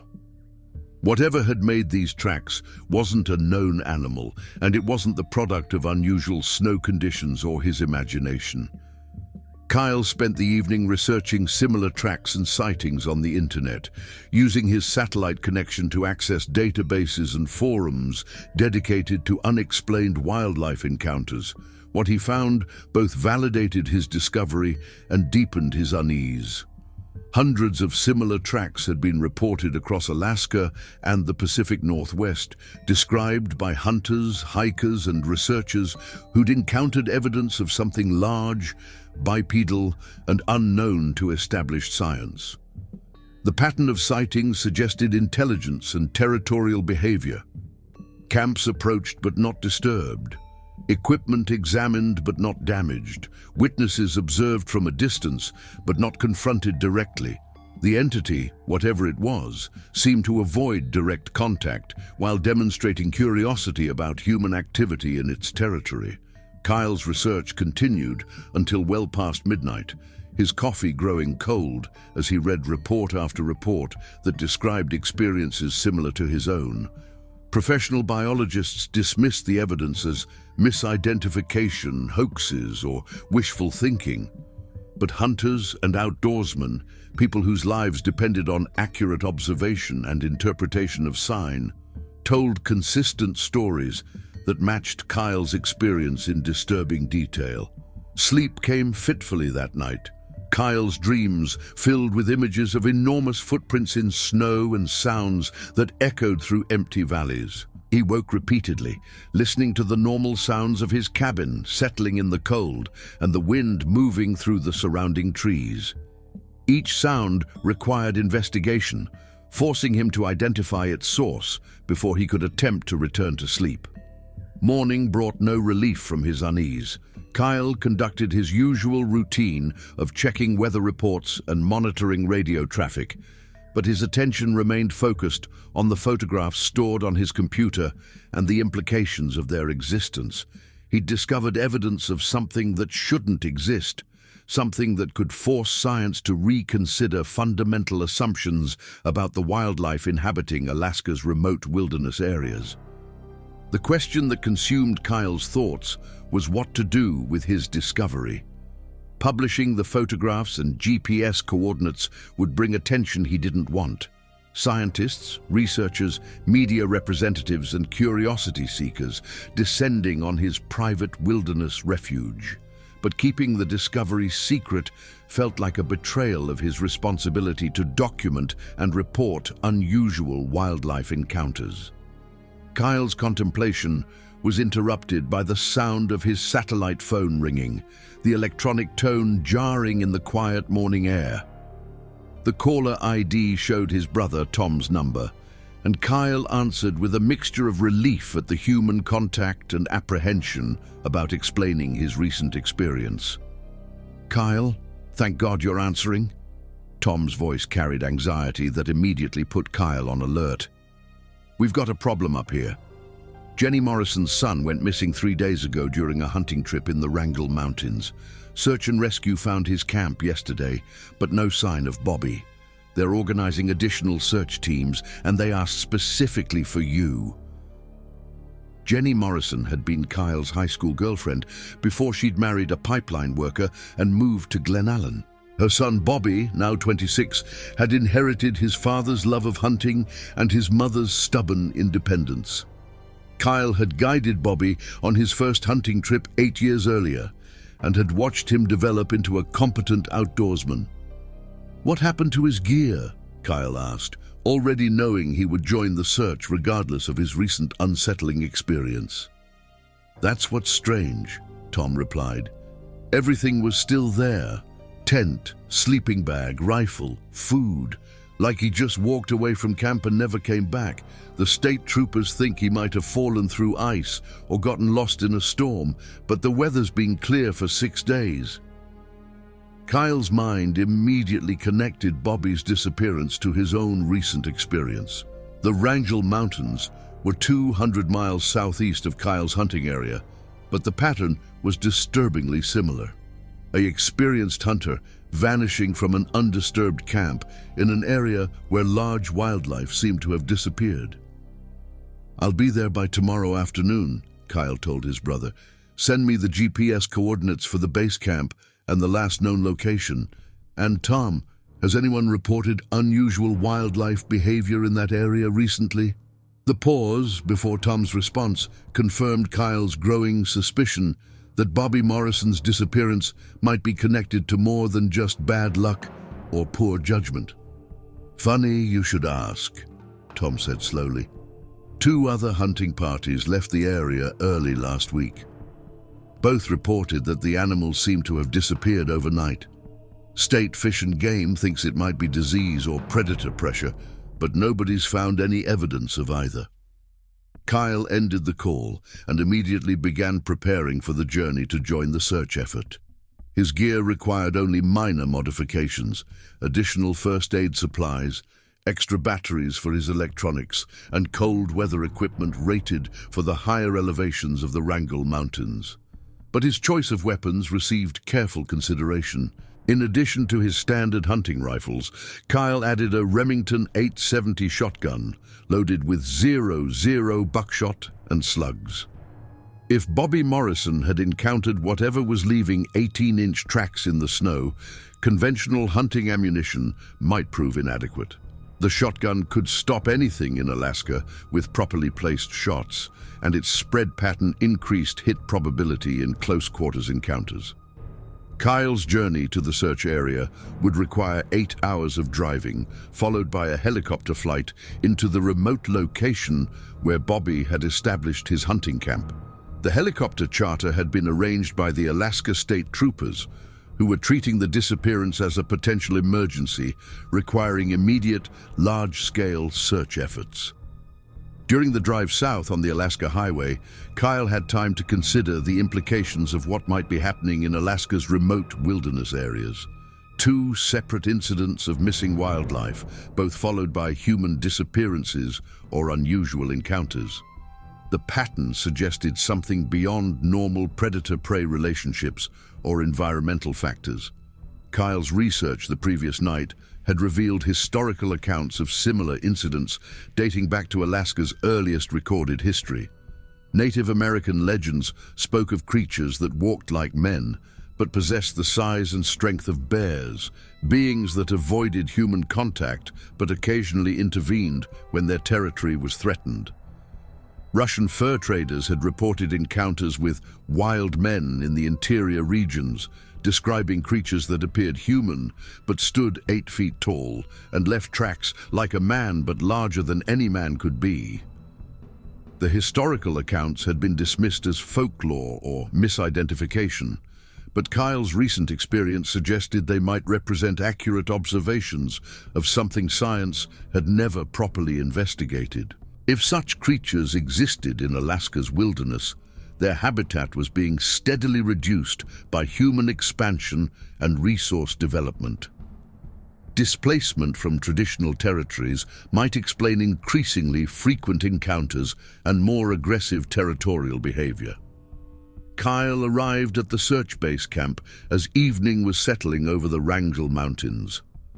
The operation was larger than he'd expected. 6 Alaska State Troopers, 12 volunteer search and rescue personnel, 2 helicopters, and enough equipment to maintain search efforts for several weeks if necessary. The level of response indicated that Bobby Morrison's disappearance was being treated as a high-priority emergency rather than a routine missing person case. The search coordinator, Trooper Lieutenant Sarah Chen, briefed Kyle on the situation while they reviewed topographical maps in the command tent. Bobby had established his hunting camp on October 10th, planning a week-long solo hunt for Dall sheep in the high country above treeline. His last radio contact had been on October 12th, reporting good weather and promising conditions for hunting. When Bobby failed to make his scheduled check-in call on October 14th, his mother had contacted the state troopers. The first search helicopter had located his camp on October 15th, finding all of Bobby's gear in place, but no sign of the hunter himself. Additional searches had covered a 15-mile radius around the camp without finding any trace of Bobby or indication of what had happened to him.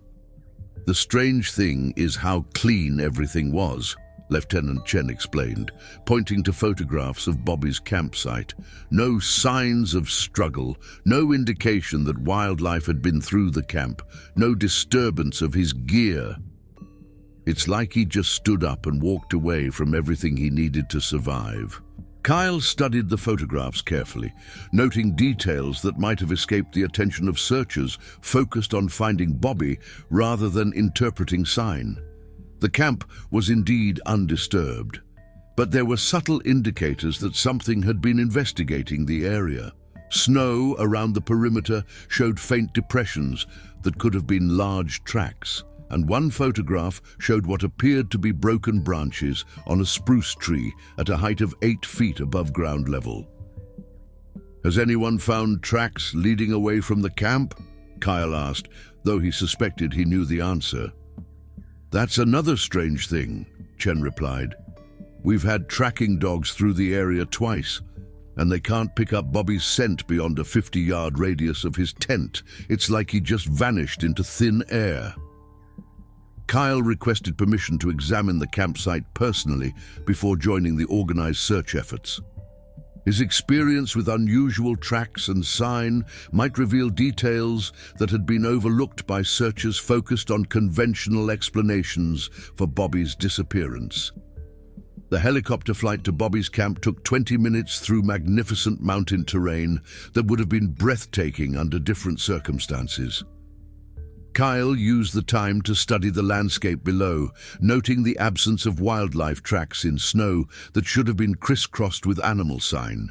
Even from the air, the emptiness was obvious and disturbing. Bobby Morrison's campsite occupied a sheltered position near treeline, protected from prevailing winds by a ridge of rock and offering clear shooting lanes across alpine meadows where Dall sheep traditionally fed during autumn migration. It was a perfect location, chosen by someone who understood mountain hunting, which made Bobby's disappearance even more puzzling. Kyle spent 2 hours examining the area around the camp, using skills developed through decades of reading sign in wilderness conditions. What he found confirmed his growing suspicion that Bobby's disappearance was connected to the same phenomenon he'd encountered during his own hunting trip.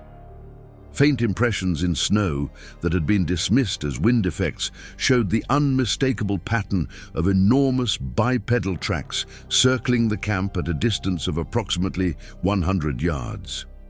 The tracks were old and partially obscured by wind and sublimation, but Kyle's experienced eye could distinguish the regular spacing and consistent size that indicated an intelligent creature moving with purpose. More disturbing was the evidence Kyle found in the tree line above Bobby's camp. Branches broken at heights between 7 and 9 feet showed fresh wood that hadn't had time to weather. The pattern suggested something large moving through the forest, something tall enough to break branches that would have required a ladder for a human to reach. Kyle photographed the evidence discreetly, understanding that presenting these findings to the search coordinators would likely result in his removal from the search effort.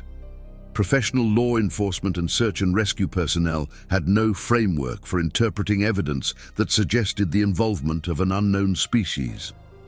As evening approached, Kyle joined the other searchers at the base camp to plan the next day's search activities. Teams would spread out in a grid pattern using GPS units to ensure complete coverage of the terrain surrounding Bobby's last known location. Each team carried emergency beacons and maintained radio contact at 15-minute intervals. Kyle volunteered for the sector that included the tree line where he'd found the broken branches. If Bobby had encountered whatever was leaving the impossible tracks, there might be additional evidence that only someone familiar with such sign would recognize. The search teams deployed at first light, Kyle traveling with Tom and 2 volunteer searchers from Anchorage. Their assigned sector covered rough terrain that would challenge even experienced hikers, but Kyle set a pace that accommodated the varying skill levels of his team members while ensuring thorough coverage of the search area. 3 hours into the search, Kyle found what he'd been hoping not to find. The depression in snow beneath a cluster of alpine fir trees measured approximately 7 feet long and 3 feet wide, shaped like a human form, but far too large for Bobby Morrison or any normal person. Snow within the depression showed signs of body heat, melting and refreezing, indicating that something had rested there recently enough for thermal effects to remain visible. Adjacent to the body impression, Kyle found additional tracks leading deeper into the wilderness. The same 18-inch footprints he'd discovered at his own hunting camp, but these showed signs of carrying additional weight. The stride length had shortened and the depth of impression increased, suggesting something large moving while burdened with extra load. Kyle's mind recoiled from the obvious implication, but his tracker's instincts insisted on following the evidence to its logical conclusion. Something had taken Bobby Morrison, carrying him away from his camp into wilderness so remote that even extensive search efforts might never locate them. The radio call to the search coordinator required careful wording to avoid revealing the true nature of Kyle's discovery. He reported finding possible evidence of Bobby's passage and requested helicopter support to airlift his team to a new search area deeper in the mountains. Lieutenant Chen approved the request immediately, understanding that Kyle's tracking expertise might represent their best hope of finding Bobby alive. Kyle's team was extracted within 30 minutes and redeployed to coordinates that Kyle had calculated based on the direction and apparent destination of the tracks. The new search area lay 15 miles deeper into the Wrangell Mountains, in terrain so remote that it appeared on maps as blank white space marked only with elevation contours.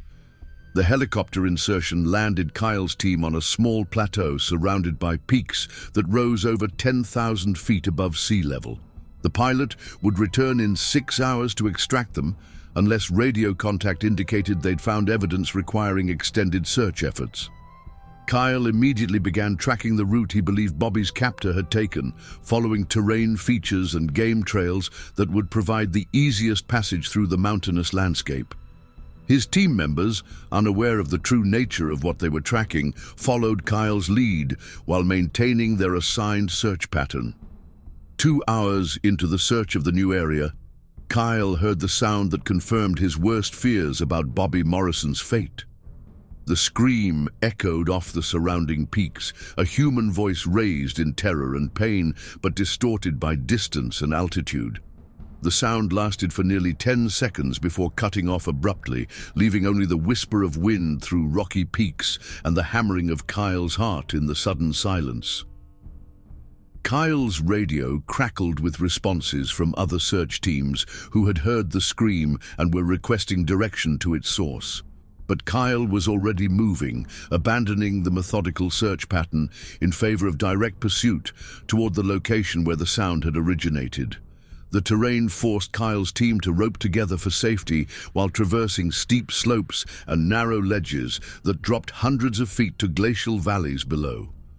Kyle's mountain experience allowed him to move quickly despite the challenging conditions, but his team members struggled to maintain the pace he set while following the increasingly obvious trail. The tracks Kyle followed were no longer subtle impressions requiring expert interpretation. Deep footprints in snow showed clear detail of enormous feet moving rapidly across terrain that would challenge most humans. Broken vegetation and displaced rocks marked the passage of something large, moving without concern for stealth or concealment. Kyle's team reached a narrow canyon where the trail led to a cave entrance, partially concealed by fallen rocks and twisted trees. The opening extended back into darkness beyond the reach of their flashlight beams, and the smell emerging from the cave carried overtones of decay and musk that made Kyle's stomach clench with dread. Bobby Morrison's rifle lay abandoned outside the cave entrance, its barrel bent at an angle that suggested enormous strength applied with casual ease. Blood stained the snow around the weapon, but not enough to indicate fatal injury. Kyle photographed the scene while his team members examined the cave entrance and discussed options for investigation. The decision to enter the cave required weighing Bobby's chances of survival against the safety of the search team. Kyle's radio call to Lieutenant Chen described the discovery in terms that conveyed urgency without revealing the impossible nature of what they were tracking. "We found Bobby's rifle and evidence of injury," Kyle reported. "Trail leads into a cave system that might require technical rescue equipment, requesting immediate backup and medical support." Chen's response authorized Kyle to proceed with the rescue attempt while additional resources were deployed to their location. But Kyle understood that helicopter support would require at least 2 hours to reach their position, and whatever had taken Bobby Morrison might not wait for the arrival of reinforcements. Kyle's team prepared for cave entry with the equipment available to them: headlamps, rope, first aid supplies, and the weapons they carried for protection against bears. The cave entrance was large enough to walk upright, but the darkness beyond their lights could conceal anything. The smell grew stronger as they moved deeper into the cave system, a combination of animal musk and decomposition that triggered every survival instinct Kyle had developed. The cave extended much farther than expected, branching into multiple passages that would require systematic exploration to search completely. 20 yards from the entrance, Kyle's headlamp illuminated something that stopped him dead in his tracks. Bobby Morrison sat against the cave wall, alive but clearly injured and in shock. His left arm hung at an unnatural angle, and blood had dried on his face from what appeared to be multiple lacerations, but he was conscious and responsive when Kyle called his name. "Kyle?" Bobby's voice was weak but recognizable. "Thank God you found me. You've got to get me out of here before it comes back." Kyle's team immediately began first aid procedures, while Kyle questioned Bobby about what had happened and the current location of whatever had brought him to the cave. Bobby's account, delivered in short phrases between medical treatment, confirmed Kyle's worst fears about what they were dealing with. It was huge, Kyle. 8 feet tall, maybe more. Covered in dark fur like a bear but walking upright like a man. It grabbed me right outside my tent, lifted me off the ground like I weighed nothing. I thought it was going to kill me, but it just carried me here and then left. Bobby's description matched historical accounts Kyle had researched, but hearing it from someone he'd known for years made the reality impossible to dismiss. Something unknown to science was living in Alaska's wilderness, something intelligent enough to capture humans without killing them, but powerful enough to bend rifle barrels with its bare hands. The evacuation of Bobby Morrison from the cave required careful coordination to avoid aggravating his injuries during transport across difficult terrain. Kyle's team constructed an improvised stretcher from rope and jackets, securing Bobby for the dangerous climb back to the plateau where helicopter extraction could be accomplished. But as they prepared to leave the cave, Kyle heard sounds from the deeper passages that indicated they were no longer alone in the cave system. Heavy footsteps echoed off stone walls, approaching from multiple directions as if the cave's other inhabitants were converging on the human intruders. Kyle's team moved quickly toward the cave entrance, carrying Bobby's stretcher while Kyle provided rear guard with his shotgun ready. The sounds behind them grew louder and more numerous, suggesting that whatever lived in the cave system existed in groups rather than as solitary individuals. They reached daylight as the first of the creatures appeared at the edge of their flashlight beams, enormous figures moving upright through the darkness, their eyes reflecting light like those of nocturnal predators. Kyle fired 2 warning shots into the cave ceiling, the thunderous reports echoing through the stone passages and causing the approaching figures to halt their advance. The helicopter extraction arrived as Kyle's team reached the plateau, the pilot landing immediately upon seeing Bobby's condition and the urgency of the situation. Bobby was loaded aboard for immediate transport to medical facilities in Anchorage, while Kyle remained behind to brief Lieutenant Chen on what they'd discovered. Kyle's official report described finding Bobby in a cave after following his trail from the abandoned campsite. He mentioned evidence of large animal activity, but avoided specific details about the nature of what they'd encountered. The bent rifle barrel was attributed to impact with rocks during a fall, and Bobby's injuries were consistent with that explanation. But privately, Kyle understood that Bobby Morrison's rescue had been accomplished only because whatever had taken him had chosen not to prevent it. The creatures in the cave system could have killed the entire search team if they had been motivated to do so. Instead, they had allowed Bobby to be recovered, perhaps understanding that his death would bring unwanted attention to their territory. Bobby's recovery in the hospital took 3 weeks, during which he was debriefed extensively by state troopers and search and rescue coordinators seeking to understand what had happened during his disappearance. Bobby's official statements described becoming lost in difficult terrain and seeking shelter in the cave after injuring himself in a fall. But when Kyle visited Bobby privately during his hospitalization, the true story emerged. Bobby had been taken by creatures that matched every historical description of SASQUATCH or Bigfoot, bipedal primates of enormous size and strength, covered in dark fur and possessing intelligence that approached human levels. "There were 3 of them, Kyle," Bobby confided during a late-night conversation when no medical staff were present. "The one that took me was the smallest. I saw the others deeper in the cave, and they were even bigger. They didn't hurt me except when I tried to escape, and even then, it was like being disciplined by something that could have torn me apart if it wanted to." Bobby's description suggested a social structure and behavioral patterns that indicated advanced intelligence. The creatures had examined his equipment, communicated among themselves in what sounded like language, and demonstrated what could only be interpreted as curiosity about human technology and behavior. "They looked at my rifle like they understood what it was," Bobby continued. "The big one picked it up and bent it in half, but not out of anger. More like it was showing me that my weapons couldn't hurt them if they decided not to allow it." Kyle's investigation into similar incidents expanded following Bobby's rescue, using his connections throughout Alaska's hunting and guiding community to gather information about unusual encounters that might not have been reported to authorities. What he discovered suggested that Alaska's wilderness harbored a population of unknown primates that had successfully avoided scientific documentation for centuries. Guides and hunters throughout Alaska reported encounters that followed consistent patterns: enormous tracks, missing wildlife, camps approached but not disturbed, and occasional sightings of creatures that matched Bobby's description.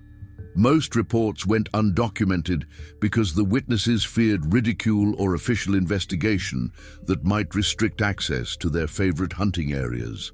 Kyle began maintaining detailed files on credible sightings, mapping locations and dates to identify patterns that might reveal territorial boundaries or behavioral characteristics.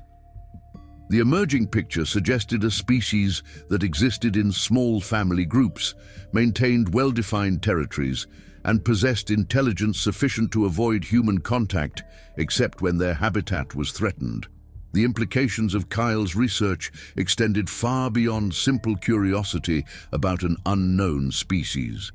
If Sasquatch populations existed in Alaska's wilderness, their continued survival depended on habitat protection and minimal human interference.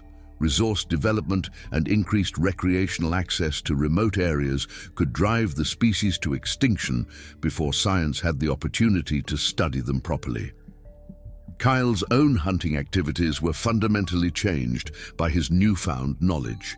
He continued to guide clients and pursue game animals, but his awareness of being watched and evaluated by unseen observers added a new dimension to wilderness travel. The creatures seemed to understand that Kyle posed no threat to their existence, and several times he found evidence that they were monitoring his activities from a safe distance. On 2 occasions during the winter following Bobby's rescue, Kyle discovered gifts left near his cabin: expertly crafted fishing spears carved from hardwood and a collection of perfectly knapped stone tools that demonstrated advanced technical skill. The items appeared overnight without any indication of how they had been delivered, but Kyle understood them as tokens of acceptance from neighbors who remained carefully hidden. Kyle's most profound encounter occurred during the following spring, when he was returning from a fishing trip to a remote lake 20 miles from his cabin. His snowmobile had broken down, forcing him to travel the remaining distance on foot while carrying 40 pounds of gear and fresh fish.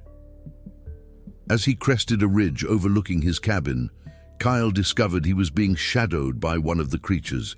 It maintained a distance of approximately 100 yards, moving parallel to his route while staying within the tree line where its enormous bulk could remain partially concealed. Kyle stopped walking and turned to face the creature directly, raising his hand in what he hoped would be interpreted as a peaceful greeting. The creature, standing nearly 8 feet tall and covered in dark fur that appeared almost black in the afternoon light, returned Kyle's gesture with a slight inclination of its massive head. For nearly 10 minutes, Kyle and the creature regarded each other across the distance separating them. Kyle felt no fear during the encounter, sensing that the creature's presence was motivated by curiosity rather than hostility. The being's eyes, clearly visible despite the distance, conveyed intelligence and awareness that approached human levels. The creature departed as suddenly as it had appeared, melting back into the forest with movement so fluid and silent that Kyle questioned whether the encounter had actually occurred. But the tracks left in snow confirmed that something weighing over 600 pounds had stood watching Kyle for the duration of their mutual observation. Kyle never reported this encounter to anyone, understanding that the creature had chosen to reveal itself and that betraying this trust would end any possibility of future contact. Instead, he began leaving offerings near his cabin: food, tools, and small items that might prove useful to beings living entirely off the land. The offerings disappeared within days of being placed, always taken during periods when Kyle was away from his cabin or sleeping. In return, Kyle occasionally found evidence that his property was being protected from bears and other predators that might pose a threat to his safety or damage his equipment. This relationship continued for 2 years, a carefully maintained balance between human and unknown that enriched Kyle's understanding of Alaska's wilderness while respecting the boundaries established by his unseen neighbors. Kyle learned to interpret subtle signs that indicated when the creatures were present in his area, and he modified his activities to avoid disturbing their movements or routines. The arrangement ended abruptly during the third year following Bobby's rescue, when increasing helicopter traffic and resource exploration activity began disrupting the remote area where Kyle maintained his cabin. Survey teams and mining assessment crews brought machinery, temporary camps, and levels of human activity that drove the creatures deeper into territory where even Kyle couldn't follow. Kyle's last confirmed contact with the creatures occurred during his final hunting trip to the area where he'd first encountered the impossible tracks. He found a message carved into a tree near his old campsite. Crude symbols that might have been an attempt at written communication or might have been simple territorial marking. The symbols were photographed and added to Kyle's files, but their meaning remained unclear. Whether they represented a farewell, a warning, or simply graffiti left by an intelligent species remained beyond Kyle's ability to interpret. Within 6 months, industrial development had transformed the area surrounding Kyle's cabin from pristine wilderness into a network of access roads, temporary buildings, and exploration sites. The wildlife that had been absent during Kyle's first encounter with the creatures gradually returned, suggesting that their presence had been suppressing normal animal activity through mechanisms Kyle couldn't understand. Kyle sold his cabin and relocated to a more remote area of Alaska, but he never again encountered evidence of the creatures that had shared his wilderness for 3 brief years. Whether they had moved to territory beyond human reach or had been driven to extinction by habitat disruption remained unknown. Now, 15 years after his first impossible track discovery, Kyle maintains detailed records of his experiences and continues to investigate reports of similar encounters throughout Alaska and the Pacific Northwest. His files contain hundreds of photographs, recordings, and witness statements that document the existence of something science refuses to acknowledge. Kyle's public position on the subject remains carefully neutral. He neither confirms nor denies the existence of unknown primate species in North America's wilderness, understanding that his credibility as a hunter and guide depends on maintaining scientific skepticism about extraordinary claims. But privately, Kyle knows that humanity shares this continent with intelligence that predates our arrival by millennia. These beings have survived ice ages, volcanic eruptions, and massive environmental changes through adaptation and careful avoidance of contact with the species that now dominates their ancient territory. Kyle's dreams still echo with the scream that led him to Bobby Morrison's rescue, a sound that conveyed intelligence, emotion, and desperate communication from beings whose existence depends on remaining hidden from a world that would destroy them through study, capture, or simple disbelief. The spotlight Kyle turned on that ridge 15 years ago illuminated more than just an unknown creature. It revealed the limitations of human knowledge and the dangerous assumption that science has catalogued all the life forms sharing our planet. Kyle Anderson continues to hunt Alaska's wilderness, but he does so with the knowledge that he is not alone in the vast spaces between human settlements. Somewhere in the remote valleys and mountain ranges that still escape human development, families of creatures that science cannot explain maintain territories, raise their young, and carefully avoid contact with the species that has claimed dominion over their world. The evidence Kyle has collected over 15 years could revolutionize anthropology and primatology if presented to the scientific community. But Kyle understands that such revelation would doom the creatures he briefly knew as neighbors. Their survival depends on remaining mythical, and Kyle has chosen to honor that necessity over his desire for scientific vindication.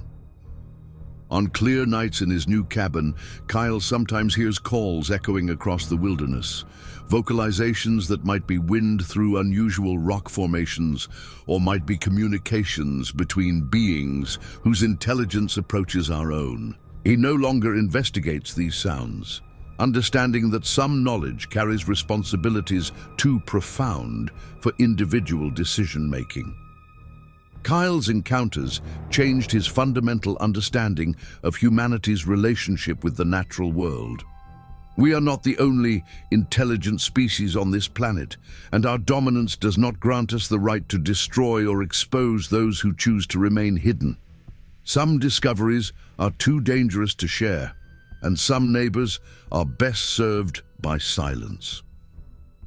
The tracks Kyle found in snow 15 years ago led to knowledge he cannot use and experiences he cannot forget. In the vast wilderness of Alaska, intelligence older than human civilization continues to survive through wisdom we can barely comprehend, the wisdom of knowing when to remain hidden and when to trust that some humans understand the value of keeping extraordinary secrets. Bobby Morrison recovered completely from his injuries and returned to hunting Alaska's wilderness, but he never again hunted alone or in areas where wildlife appeared unnaturally absent. His experience gave him respect for forces beyond human understanding and appreciation for his place in ecosystems more complex than science acknowledges. Kyle's files remain locked in a fireproof safe, their contents available only to researchers who can demonstrate both scientific competence and absolute commitment to protecting the subjects of study from exploitation or harm. No such researcher has yet appeared, and Kyle suspects none ever will. The creatures that briefly shared Kyle's wilderness have left him with the burden of knowledge that cannot be shared and proof that cannot be revealed. But they have also given him an understanding of humanity's true position in the natural world, not as masters, but as recent arrivals in territories occupied by intelligence we are only beginning to recognize. In the end, Kyle Anderson's encounter with the impossible taught him that the greatest discoveries are sometimes those that must remain undiscovered, and the most important knowledge is often that which cannot be spoken. The wilderness he has spent his life exploring contains mysteries that science is not yet equipped to solve, and inhabitants whose survival depends on remaining unknown. The spotlight that revealed the creature on the ridge also illuminated the ethical responsibilities that come with extraordinary knowledge. Kyle chose silence over fame, protection over proof, and the long-term survival of an unknown species over the short-term satisfaction of scientific vindication. That choice continues to define Kyle's relationship with the wilderness he calls home. He remains a guardian of secrets too profound for public consumption and a witness to intelligence that predates human civilization by thousands of years. In the vast emptiness of Alaska's interior, Kyle Anderson learned that humanity is not alone, and that sometimes being alone is what allows other forms of consciousness to survive and thrive. The scream that still echoes in Kyle's dreams serves as a reminder that communication can occur across species barriers when mutual respect and understanding replace human arrogance and scientific exploitation. What Kyle heard in that creature's voice was not just vocalization, but a greeting from intelligence that recognizes and accepts human presence in territories that will always belong to those who were here first. Kyle Anderson's story ends where it began, in the vast wilderness of Alaska, where reality exceeds imagination and where the impossible becomes simply another fact of life in a world far stranger and more wonderful than human knowledge can encompass.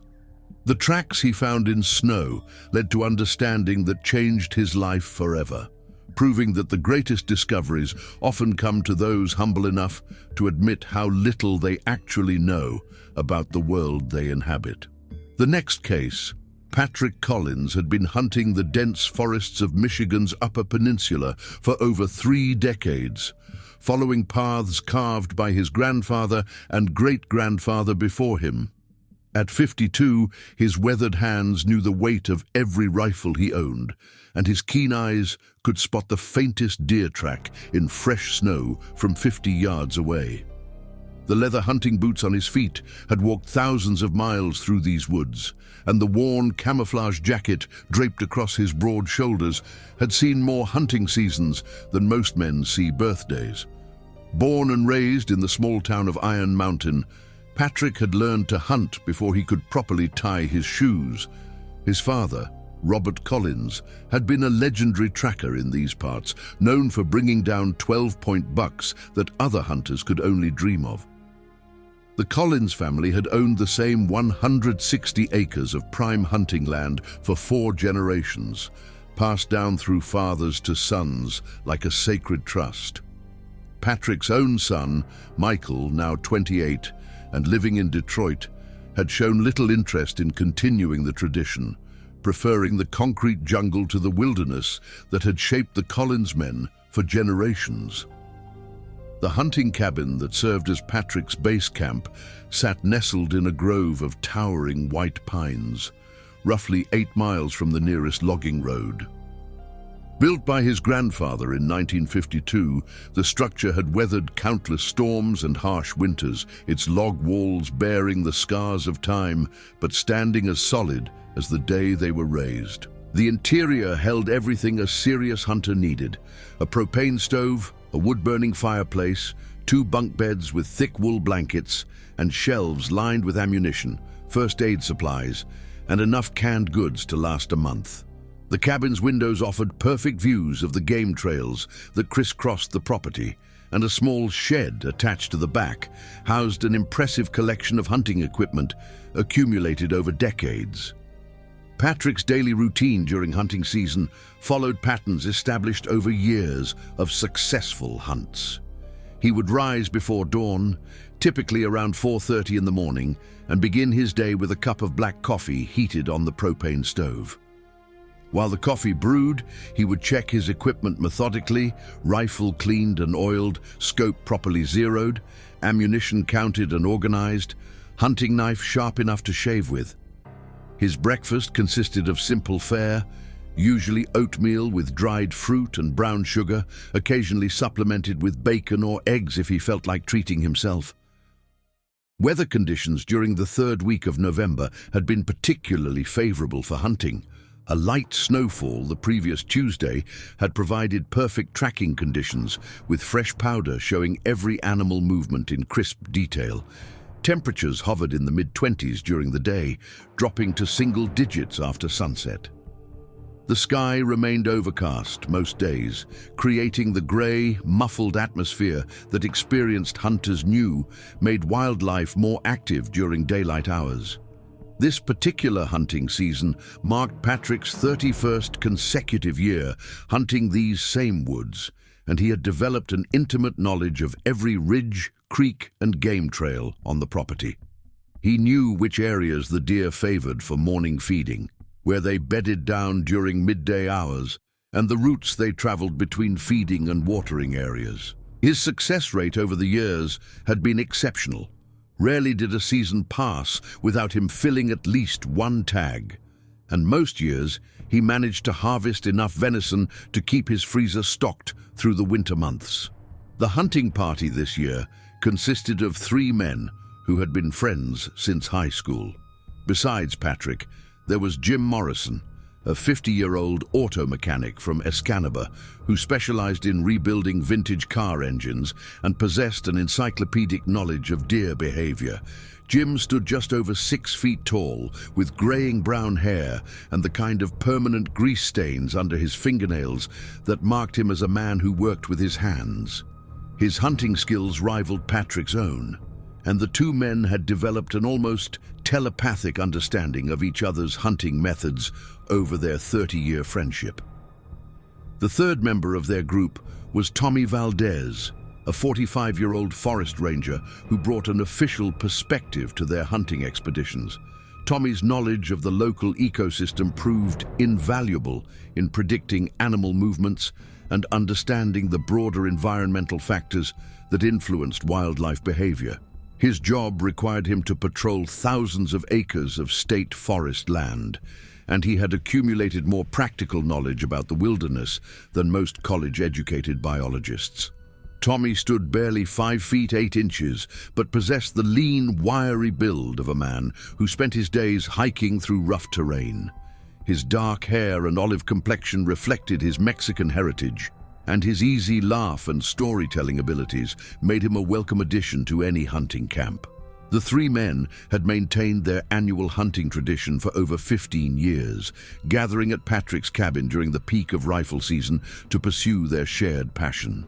Their friendship had deepened through countless hours spent in tree stands, tracking wounded deer through thick undergrowth and sharing meals around the cabin's crackling fireplace. Each man brought his own specialized skills to their hunts. Patrick provided the intimate knowledge of the land and superior marksmanship. Jim contributed mechanical expertise and an uncanny ability to predict deer behavior. And Tommy offered Forest Service insights and wilderness survival skills. Their hunting methods had evolved over the years into a well-coordinated system. They would spread out across the property in a triangular formation, maintaining radio contact and moving in coordinated patterns designed to push deer toward predetermined ambush points. Patrick typically positioned himself along the main deer trail that ran north-south through the center of the property, while Jim took the eastern boundary near the creek, and Tommy covered the western ridgeline. This formation allowed them to cover maximum territory while ensuring that wounded animals could be tracked quickly and efficiently. The radio system they employed consisted of small, handheld units with a range of approximately 3 miles in open terrain. The dense forest reduced their effective range to about a mile, but this still provided adequate coverage for their hunting area. They used predetermined call signs and basic codes to communicate deer sightings, planned movements, and coordination of tracking efforts. Patrick went by base, reflecting his central position and intimate knowledge of the land. Jim used East Creek, and Tommy called himself West Ridge. Equipment preparation for their hunts required meticulous attention to detail. Patrick's primary rifle was a Remington Model 700 chambered in 30-006 Springfield, topped with a Leupold 3 to 9 times 40 scope that had been perfectly zeroed at 100 yards. The rifle had accounted for more than 40 successful deer harvests over the past 15 years, and Patrick maintained it with the care of a surgeon tending his instruments. He carried Federal Premium 180-grain soft-point ammunition, chosen for its excellent terminal performance on white-tailed deer at ranges up to 300 yards. His hunting attire reflected decades of experience in Michigan's harsh conditions. Multiple layers began with moisture-wicking synthetic underwear, followed by wool pants and shirt, covered by a down-filled vest, and topped with a waterproof, breathable hunting jacket in military surplus woodland camouflage. His boots were leather Dana pronghorns, 8 inches tall with thinsulate insulation and Vibram soles that provided excellent traction on snow and ice. A wool watch cap and insulated gloves completed his cold weather ensemble, while a backpack carried additional ammunition, first aid supplies, field dressing equipment, rope, and emergency gear. The hunting blind Patrick preferred sat 15 feet up in a massive white pine tree, constructed from treated lumber and camouflaged with natural materials gathered from the surrounding forest. He had built the blind himself 5 years earlier, using a design that provided excellent concealment while offering clear shooting lanes in multiple directions. A comfortable padded seat allowed him to remain motionless for hours, and small shelves held his rifle, ammunition, binoculars, and thermos of coffee. A pull-up rope system enabled him to raise gear to the blind without climbing while carrying heavy equipment. November 15th marked the beginning of their current hunting expedition, with all 3 men arriving at the cabin on Friday afternoon to prepare for the weekend's activities. They had planned a 5-day hunt, extending through the following Tuesday to take advantage of the optimal weather conditions and peak rutting activity among the local deer population. Friday evening had been spent organizing equipment, discussing hunting strategies, and enjoying a hearty meal of venison steaks from the previous year's harvest, accompanied by Jim's homemade cornbread and Tommy's contribution of fresh vegetables from his wife's garden. Saturday morning had dawned clear and cold, with temperatures at 22 degrees and a light breeze from the northwest. The hunters had deployed to their positions before sunrise, settling into their respective stands as the forest gradually awakened around them. Patrick's position commanded an excellent view of the primary deer trail, and by 7:30 that morning he had already spotted 6 does moving through his area. The deer appeared relaxed and unhurried, a good sign that hunting pressure in the surrounding area remained minimal.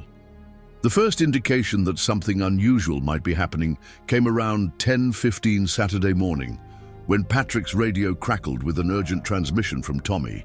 "Base, this is West Ridge. I'm seeing some strange tracks over here. Definitely not deer, maybe bear, but the size is all wrong. Can you head over here when you get a chance?" Patrick acknowledged the transmission and agreed to investigate during the midday break when deer activity typically decreased. When Patrick reached Tommy's position 45 minutes later, he found his friend crouched beside a series of tracks in the soft snow that immediately caught his attention. The prints measured approximately 16 inches in length and 7 inches in width, showing clear toe impressions and what appeared to be a heel mark. The depth of the impressions indicated an animal of enormous weight, far exceeding any bear that would normally inhabit the region. The stride length between prints measured over 4 feet, suggesting a bipedal gait that made no sense for any known wildlife in Michigan. Jim arrived at their position shortly after noon, and the 3 men spent nearly an hour examining the tracks and discussing possible explanations. Jim's mechanical mind approached the problem logically, measuring the prints with a tape measure and photographing them from multiple angles with his digital camera. Tommy's Forest Service training included wildlife tracking, and he had never encountered anything similar in his professional experience. Patrick's lifetime of hunting these woods provided no comparable reference point for the enormous tracks they had discovered. The tracks appeared to follow a deliberate path along the ridgeline, moving in a generally eastward direction toward the creek that formed the boundary of Patrick's property. Snow conditions allowed them to follow the trail for approximately 200 yards before the tracks entered a rocky area where they became impossible to distinguish. The spacing and depth of the prints remained consistent throughout the trackway, suggesting the creature had been moving at a steady walking pace rather than running or displaying signs of distress. Photography of the tracks required careful consideration of lighting and scale references. Jim used a standard hunting knife, measuring 8 inches, placed beside each print to provide size comparison in the photographs. The late morning sun created excellent contrast, clearly showing the depth and detail of each impression. Tommy contributed a small ruler from his field kit, allowing precise measurements of print length, width, and toe spacing. Patrick provided a cigarette lighter for scale reference in several photographs, creating multiple perspective views of the most clearly defined tracks.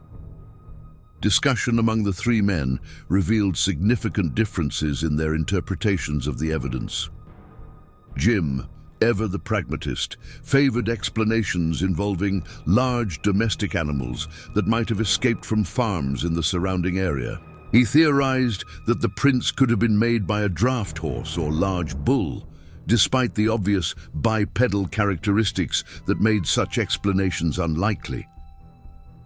Tommy leaned toward the possibility of an escaped exotic animal from a private collection or traveling circus, though he acknowledged that no such animal matched the track characteristics they had observed. Patrick found himself torn between his practical nature and the nagging certainty that these tracks represented something entirely outside his experience. His decades in the woods had familiarized him with every native species and most domestic animals that might wander into the area. Nothing in his extensive knowledge base provided a satisfactory explanation for the enormous, clearly bipedal tracks they had discovered. The possibility that crossed his mind, the one he hesitated to voice to his friends, was that they had stumbled upon evidence of something legendary and terrifying. Lunch preparations back at the cabin were subdued as each man processed what they had seen. Patrick heated a pot of venison stew that had been simmering in the propane refrigerator, while Jim sliced fresh bread and Tommy organized their afternoon hunting strategy.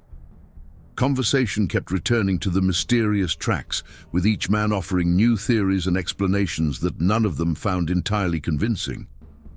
The atmosphere in the cabin had shifted subtly from the easy camaraderie of experienced hunters to the tension of men confronting something beyond their understanding.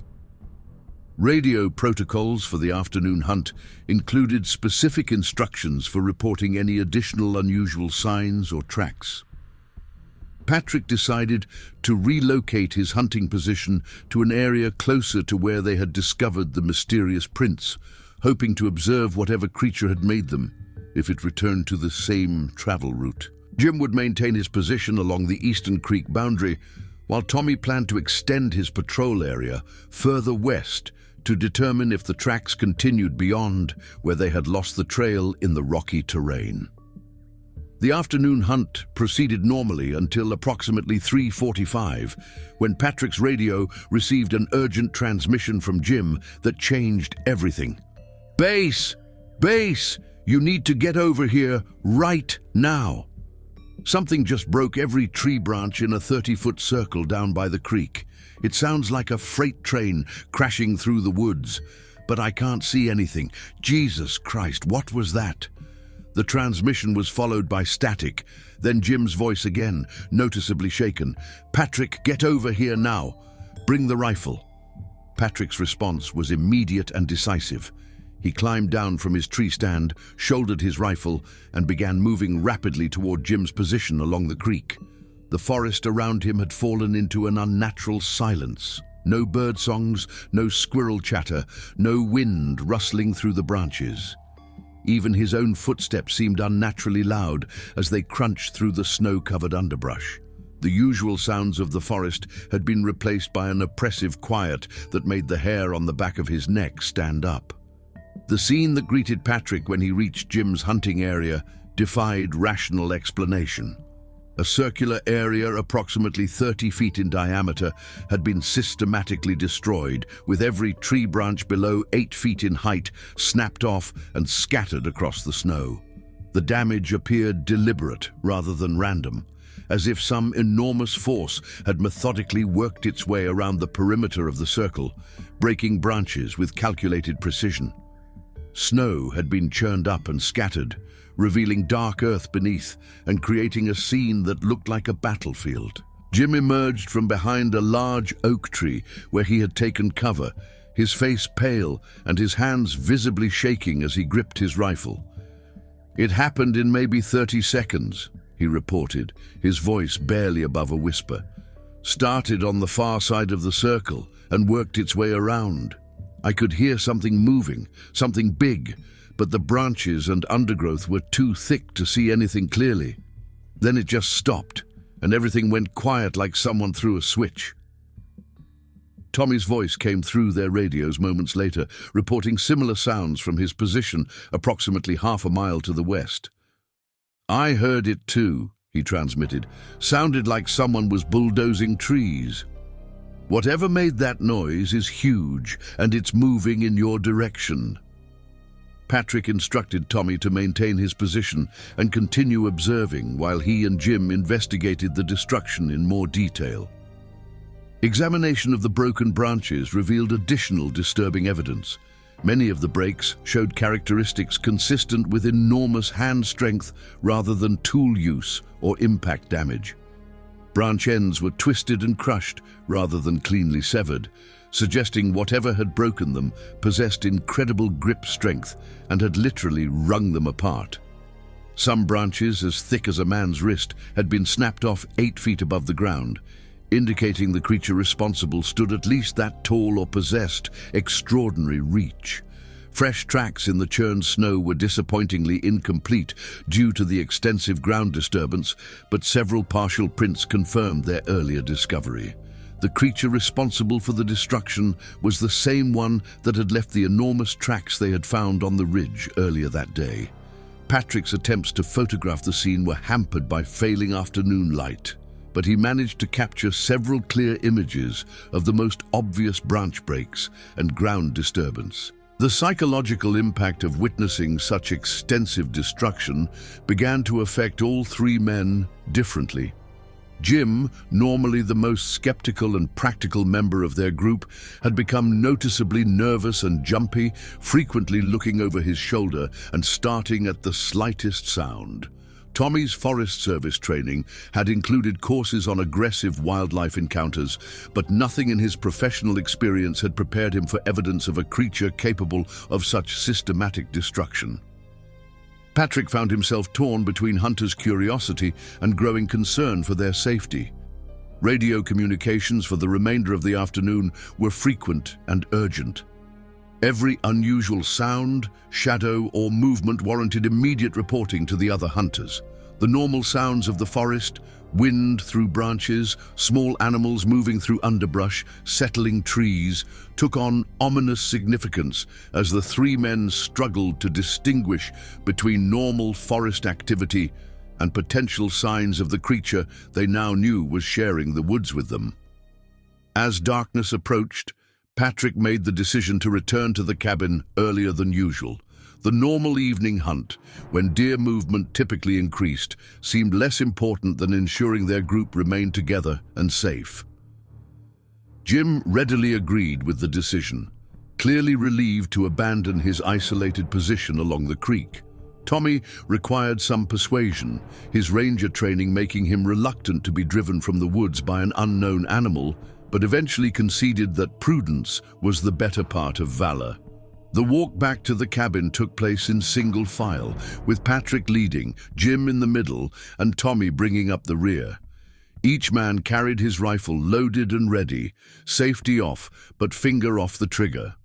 They moved more quietly than usual, stopping frequently to listen for sounds of pursuit or nearby movement. The normal half-mile hike from Jim's position to the cabin took nearly 45 minutes as they exercised extreme caution and took an indirect route that avoided potential ambush points. Evening meal preparations were subdued, with conversation focusing primarily on what they had witnessed and photographed during the day. Jim connected his digital camera to Patrick's laptop computer, allowing them to examine the track and destruction photographs in greater detail on the larger screen. The images were even more disturbing when viewed clearly, showing the systematic nature of the branch breaking and the enormous size of the creature tracks with stark clarity. Discussion of their options revealed significant differences in how each man wanted to proceed. Jim advocated immediate departure, arguing that they were dealing with something dangerous and unpredictable that posed a genuine threat to their safety. Tommy wanted to contact his Forest Service supervisors and arrange for an official investigation of the unusual animal sign they had discovered. Patrick found himself conflicted between his desire to understand what they had encountered and his growing concern for their collective safety. The decision to remain at the cabin for at least one more day was reached after lengthy debate. Patrick's intimate knowledge of the area and the security offered by the solid log construction of the cabin weighed heavily in favor of staying. They agreed to modify their hunting plans, staying closer together and maintaining constant radio contact. If additional signs of the creature appeared, or if it showed any indication of aggressive behavior toward humans, they would immediately pack up and leave the area. Security preparations for the night included barricading the cabin's windows and door, loading every rifle in the cabin, and establishing a watch schedule to ensure someone remained awake and alert throughout the night. Patrick's cabin had never been designed as a fortress, but its solid log construction and limited access points made it reasonably defensible against wildlife intrusions. The windows were small and placed high enough to prevent easy access, while the single door was heavy oak reinforced with steel hardware. The first watch fell to Patrick, who positioned himself near the main window with his rifle across his knees and a powerful flashlight within easy reach. The forest outside remained surprisingly quiet during the early evening hours, with none of the usual nocturnal animal sounds that typically marked the transition from day to night. The silence was more unnerving than any amount of noise would have been, creating a sense of anticipation and dread that made every small sound within the cabin seem unnaturally loud. Jim's watch began at midnight, with Patrick providing a detailed briefing on what he had observed during the first 4 hours. No unusual sounds or movements had been detected, but the continuing silence outside remained troubling. Jim's mechanical background made him methodical in his observations, scanning the visible areas systematically and maintaining detailed notes on the time and direction of any sounds he detected.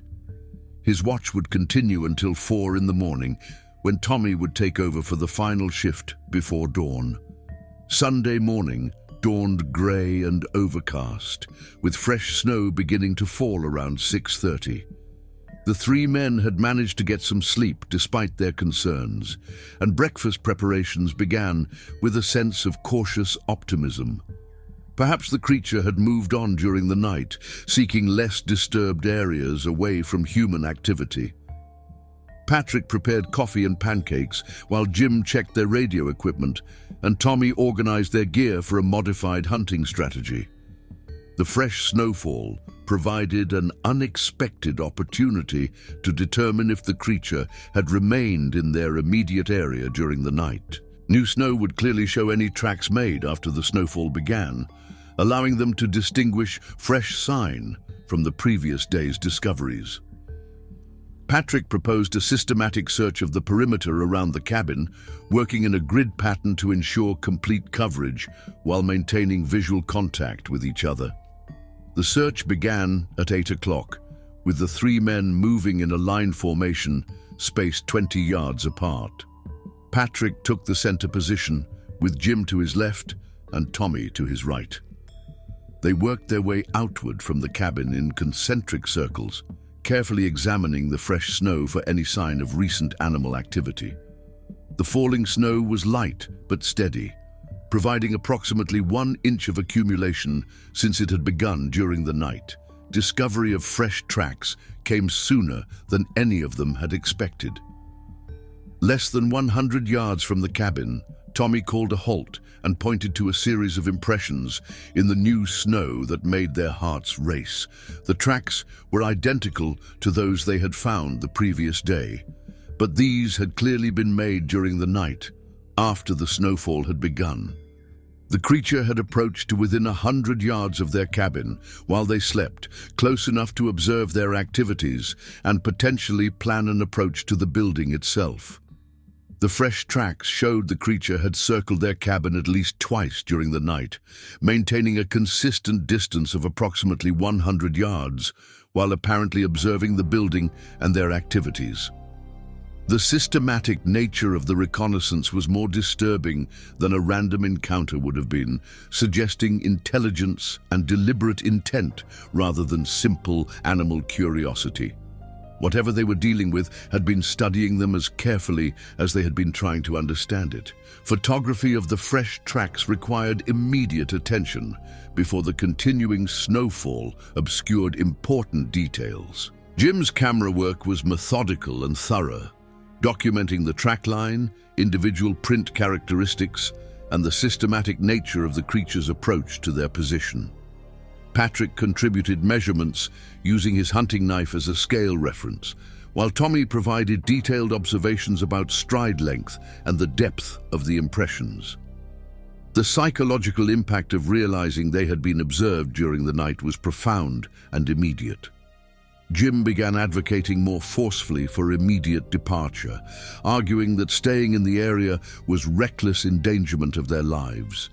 Tommy's ranger training included wildlife behavior analysis, and he recognized the reconnaissance pattern as potentially aggressive behavior from a territorial animal. Patrick struggled with the decision between retreat and his growing fascination with the creature they had encountered. Radio equipment check revealed that their communication devices were functioning properly, but had limited range in the increasingly heavy snowfall. Weather conditions were deteriorating, with snow now falling at a rate of approximately 1 inch per hour and wind beginning to pick up from the northwest. Visibility was decreasing rapidly, making movement through the forest more difficult and potentially dangerous, even without the added concern of the mysterious creature. The decision to remain at the cabin was reached with significant reluctance from Jim, but agreement from Tommy and Patrick.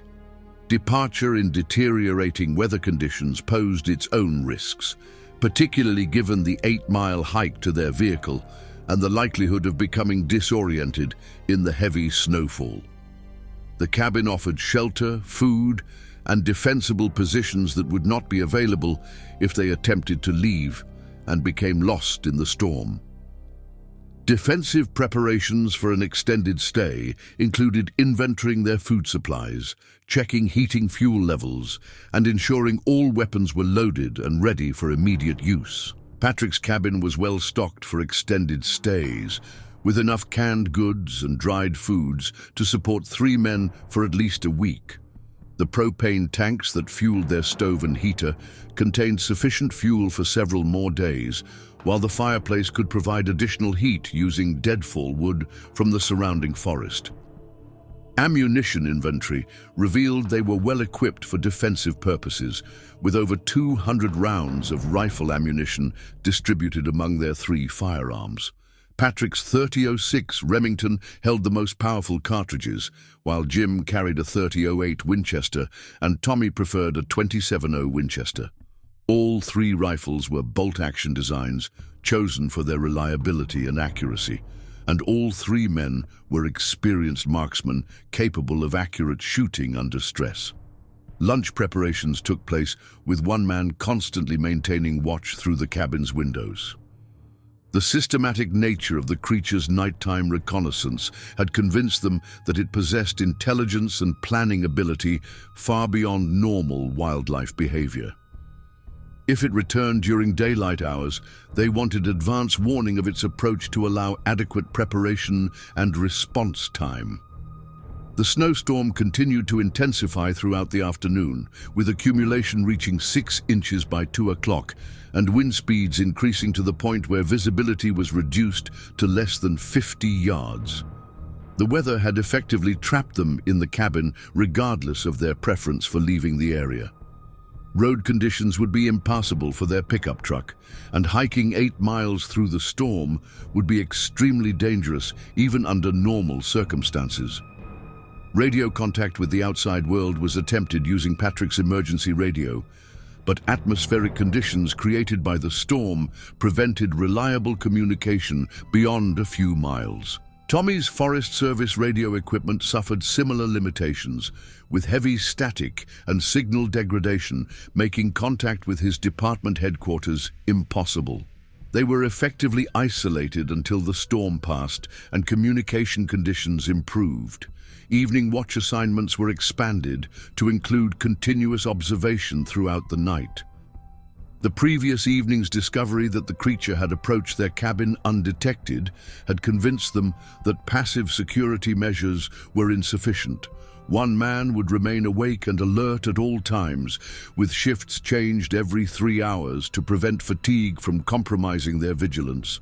The first unusual activity occurred at approximately 9:30 Sunday evening, when Patrick detected movement outside the cabin that was inconsistent with wind-blown snow or normal forest sounds.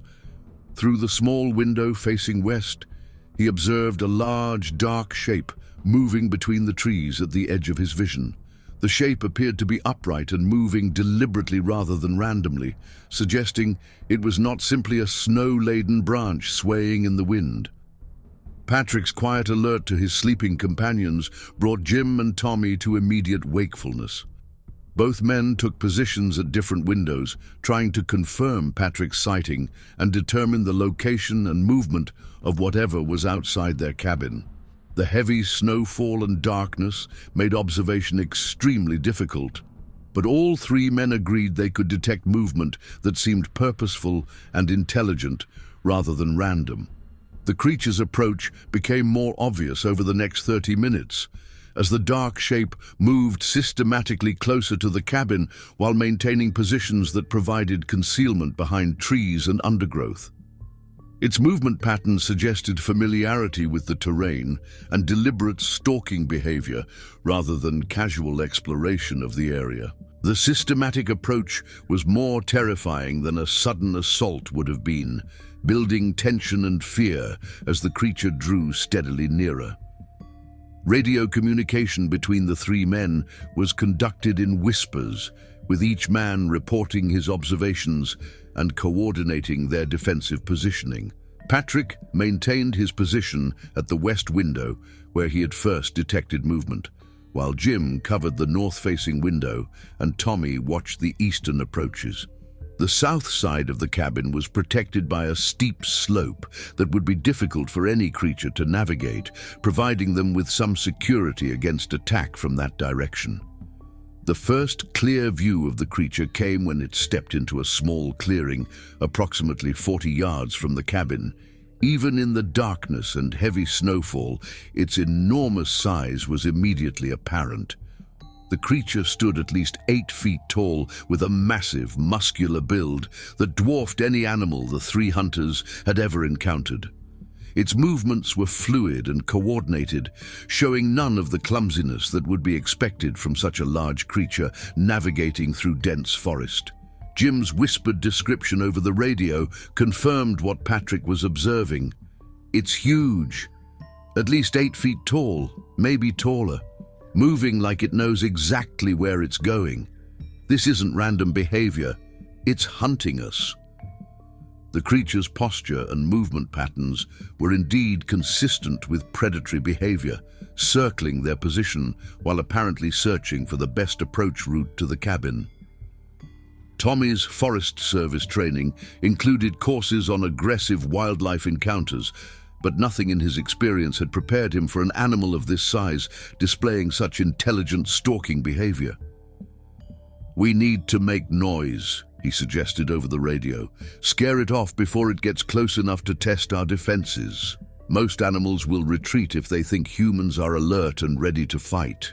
Patrick agreed with the strategy, while Jim remained skeptical that normal scare tactics would be effective against such an enormous creature.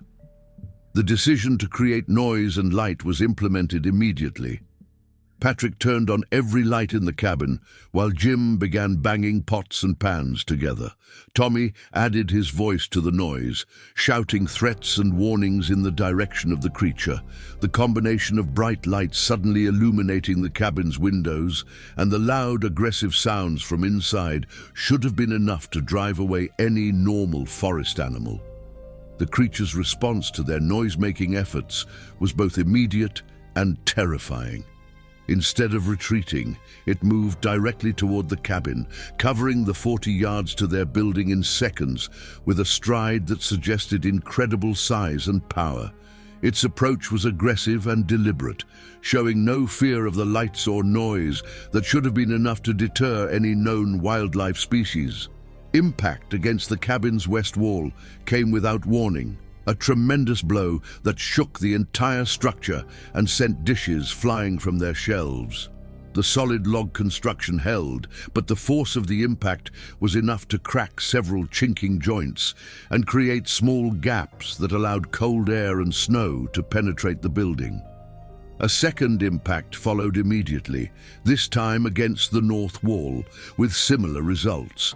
Patrick's rifle was in his hands instantly, though firing through the cabin's small windows would be difficult and potentially dangerous, given the creature's proximity to the building. Jim had positioned himself near the door with his rifle ready, while Tommy covered the windows facing east. All three men were prepared for the creature to attempt forced entry, though they had no idea how effective their weapons would be against such an enormous target. The creature's vocalizations began during its assault on the cabin, starting as low growls that rapidly escalated to roars of rage and frustration. The sounds were unlike anything any of the three men had ever heard, deeper and more powerful than any bear, with an unmistakably intelligent quality that made their blood run cold. The roars seemed to come from directly outside multiple windows simultaneously, suggesting the creature was moving around the cabin's perimeter at incredible speed. A third impact came against the cabin's door, the heaviest blow yet, that actually moved the heavy oak structure in its frame despite the steel reinforcing hardware. The door held, but cracks appeared in the wood around the hinges, and it was clear that another similar impact would compromise their primary defense. Patrick made the decision to fire a warning shot through the wall near the door, hoping the sound and proximity of the bullet would convince the creature to withdraw. The 30-06 rifle shot inside the cabin was deafeningly loud, temporarily reducing all three men's hearing and filling the small space with acrid gunpowder smoke. Patrick had aimed carefully to avoid hitting the creature directly, while making it clear that they were armed and prepared to defend themselves. The bullet punched through the log wall with authority, and the muzzle flash briefly illuminated the interior of the cabin in stark detail. Silence followed the rifle shot, a sudden cessation of the creature's roars and impacts that was more unnerving than the assault had been. Patrick's ears were ringing from the gunshot, making it difficult to determine if the creature had withdrawn or was simply pausing in its attack. Jim moved carefully to one of the windows, trying to spot movement outside while staying concealed behind the log wall. The creature's retreat was evidenced by the sounds of heavy footsteps moving away from the cabin, accompanied by the crashing of branches as something enormous forced its way through the dense undergrowth surrounding their position. The sounds gradually faded as the creature moved further into the forest, but the three men remained at their defensive positions for another hour before beginning to relax their vigilance. Assessment of the damage to their cabin revealed the incredible power of the creature they had encountered. The impact points on the walls showed clear impressions where something with enormous hands had struck the logs with enough force to crack wood that had withstood decades of harsh weather. The doorframe was seriously damaged, with splits in the wood that would require significant repair work to restore the cabin's security. Sleep for the remainder of the night was impossible for all three men. They maintained their watch schedule with loaded rifles, expecting the creature to return at any moment for another assault on their position. Dawn could not come soon enough, bringing with it the possibility of departure if weather conditions improved sufficiently to allow travel through the storm-blocked roads. Monday morning arrived grey and cold, with the snowstorm finally beginning to weaken, but leaving behind over 18 inches of fresh accumulation. The three men emerged from their cabin cautiously, rifles ready and senses alert for any sign that the creature remained in the immediate area. The snow around their cabin told a story that was both fascinating and terrifying in its implications. Tracks in the fresh snow documented the creature's assault on their position with scientific precision. The enormous footprints circled the cabin multiple times, with clear evidence of the creature standing upright at each window and attempting to peer inside. Handprints on the log walls, pressed deep into the wood by tremendous force, showed fingers that were clearly human-like, but far too large to belong to any human being. Photography of the evidence required careful attention to lighting and scale, with Jim documenting every track and handprint, while Patrick and Tommy maintained security watch. The images would be crucial evidence of their encounter, providing proof that something extraordinary had attacked their cabin during the night.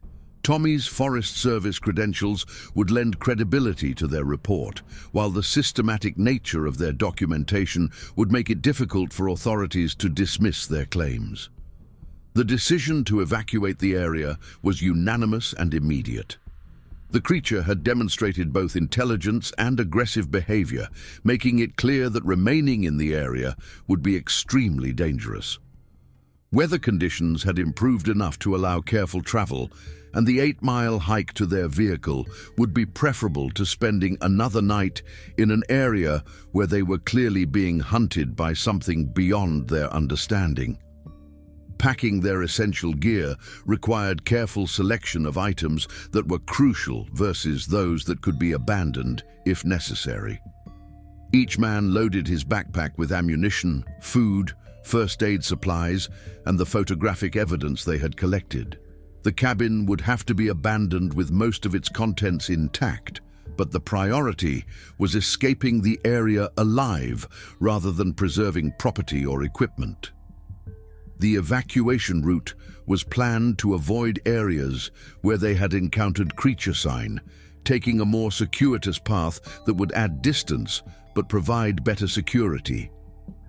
Patrick's knowledge of the terrain allowed him to select a route that stayed on higher ground and avoided the creek bottoms, where the creature seemed to prefer traveling. The 8-mile hike would become nearly 12 miles, but the additional distance was a reasonable price for increased safety. Departure from the cabin took place at 10 o'clock Monday morning, with the 3 men moving in single file, with Patrick leading and Tommy bringing up the rear.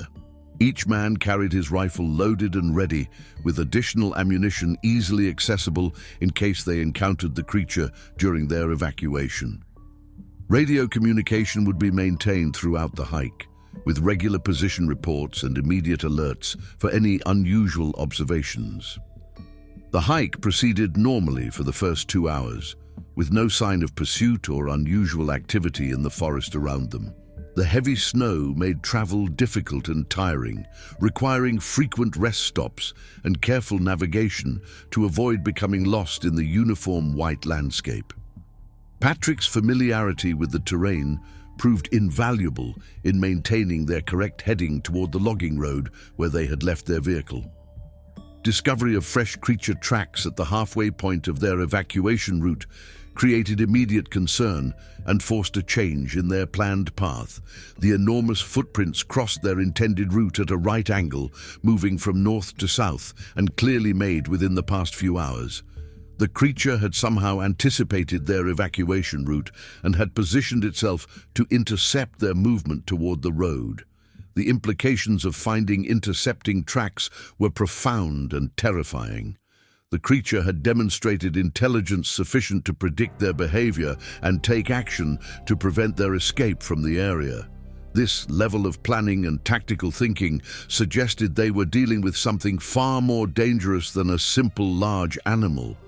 The tracks indicated the creature was still actively pursuing them, despite their attempts to leave its territory.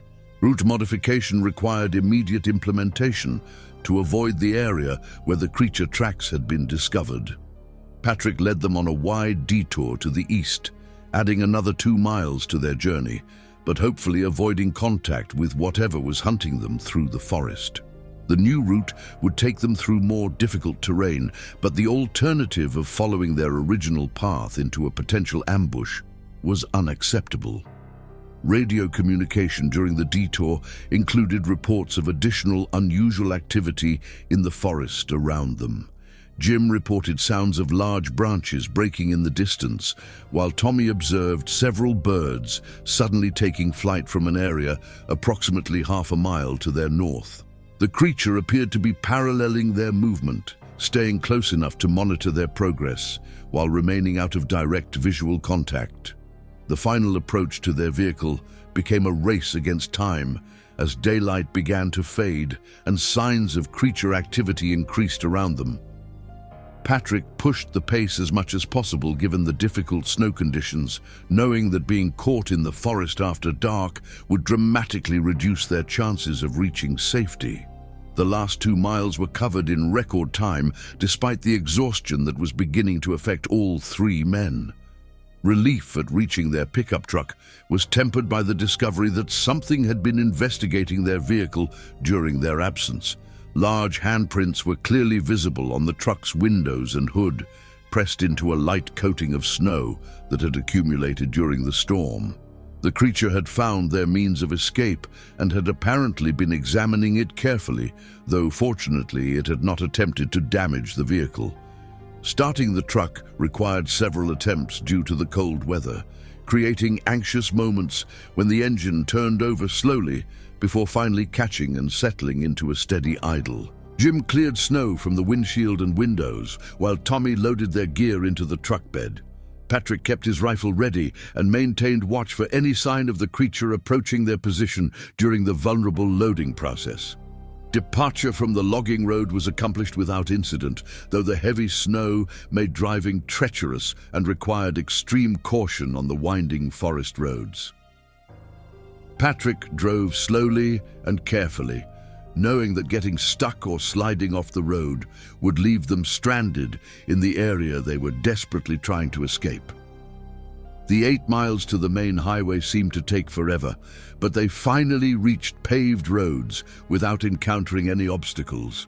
The drive to Iron Mountain took 2 hours due to snow-covered roads and reduced visibility, but reaching civilization marked the end of their immediate danger from the creature they had encountered.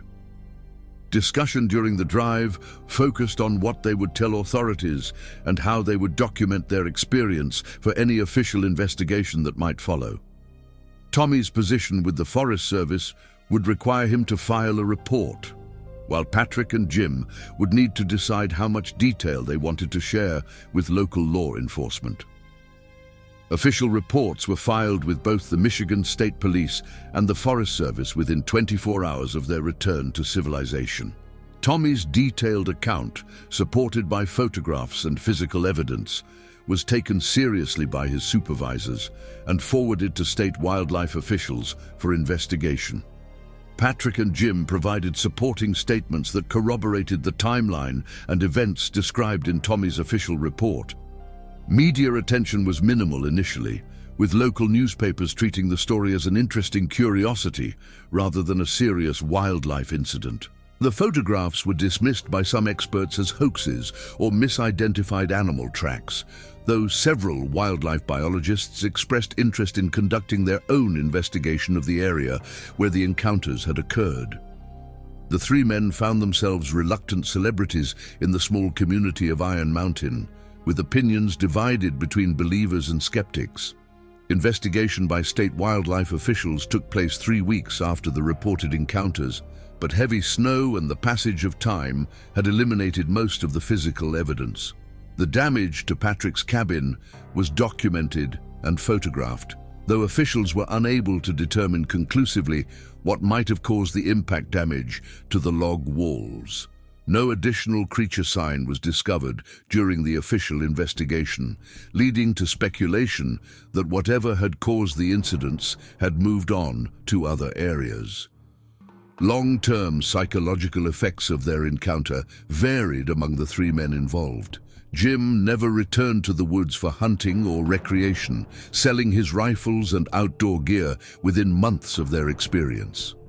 The trauma of being hunted by something unknown and potentially hostile had destroyed his enjoyment of outdoor activities and left him with persistent anxiety about venturing far from populated areas.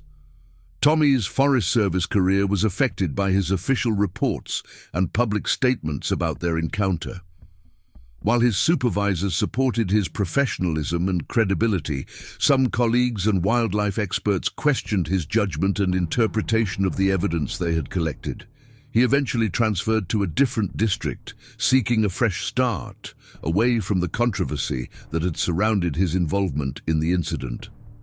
Patrick's response to their encounter was more complex and conflicted. Part of him wanted to return to the area and attempt to make contact with the creature they had discovered, driven by curiosity and a hunter's desire to understand his quarry. Another part of him recognized the extreme danger such an attempt would represent, and the likelihood that he would not survive a second encounter with something so powerful and intelligent. The hunting cabin remained abandoned for over a year following their encounter, with Patrick unable to bring himself to return to the area where they had been stalked and attacked. Eventually, he sold the property to a logging company that clear-cut the forest and eliminated the habitat that had supported whatever creature they had encountered. The sale marked the end of 4 generations of Collins' family hunting tradition and represented his final break with the area that had defined so much of his adult life. Years later, Patrick would sometimes wonder if they had made the right decision in leaving the area rather than attempting to establish communication with the creature.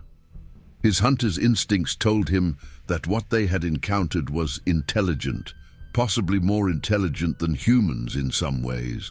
The systematic reconnaissance, tactical planning, and apparent attempt to prevent their escape suggested cognitive abilities that deserved respect rather than fear. Other reported encounters in the Upper Peninsula increased significantly in the years following their experience, though none were as well documented or involved such prolonged contact with the creatures responsible. Patrick began collecting newspaper clippings and internet reports of similar incidents, building a file that suggested they had encountered something that was becoming more active or more willing to interact with human populations. Contact with other witnesses was limited but occasionally rewarding, as Patrick connected with individuals who had experienced similar encounters in different areas of Michigan and neighboring states. These conversations provided validation for his own experience and suggested that what they had encountered was not unique, but part of a larger phenomenon that was occurring throughout the Great Lakes region. Scientific interest in their case remained minimal, with most academic researchers dismissing their reports as mistaken identity or deliberate hoaxes. The lack of physical evidence beyond photographs and personal testimony made it impossible to prove their claims to the satisfaction of scientific skeptics. Patrick understood the limitations of their evidence, but remained frustrated by the unwillingness of experts to seriously investigate the possibility that an unknown species might exist in North American forests. The rifle that Patrick had fired during their encounter was never used again for hunting, becoming instead a reminder of the night when he had faced something that challenged his understanding of the natural world. He kept it cleaned and maintained, but could never bring himself to carry it into the woods, knowing that it represented both protection and provocation in any future encounter with the creatures they had discovered. Legal implications of their encounter were minimal, though Patrick did consult with an attorney about potential liability issues related to firing his rifle near the creature. The lawyer assured him that defending property and life from aggressive wildlife was clearly within his legal rights, even if the species involved was unknown or unrecognized by scientific authorities. No criminal charges were ever filed related to their defensive actions during the encounter. Insurance claims for damage to the hunting cabin were initially denied, with the insurance company claiming that the damage was not covered under standard policies for wildlife encounters. Patrick's attorney was eventually able to negotiate a settlement based on the documented evidence of the attack, though the company insisted on language that avoided any admission of unusual circumstances surrounding the incident. Family relationships were strained by Patrick's public discussion of their encounter, with some relatives questioning his sanity and others expressing concern for his reputation in the community. His son Michael remained skeptical of his father's account, despite the photographic evidence and supporting testimony from Jim and Tommy. The experience created a permanent distance between Patrick and family members who could not accept the reality of what he had experienced. Professional consequences were minimal for Patrick, whose construction business was well established and whose reputation in the community was strong enough to withstand the controversy. Some potential clients expressed concerns about his stability and judgment, but the impact on his livelihood was not significant. His established relationships and proven competence outweighed any negative publicity from his involvement in the mysterious creature encounter. community reaction in Iron Mountain was mixed but generally supportive, with most residents treating Patrick as a local celebrity rather than a figure of ridicule. The Upper Peninsula had a long tradition of unexplained encounters and mysterious wildlife sightings, making the community more accepting of unusual claims than might have been the case in other areas. Patrick found himself frequently asked to speak at local service clubs and community organizations about his experience. Research into historical accounts of similar encounters revealed that the Upper Peninsula had a documented history of mysterious creature sightings dating back to Native American legends and early European settlement. Patrick discovered reports from loggers, trappers, and hunters throughout the region's history that described encounters with creatures matching their experience.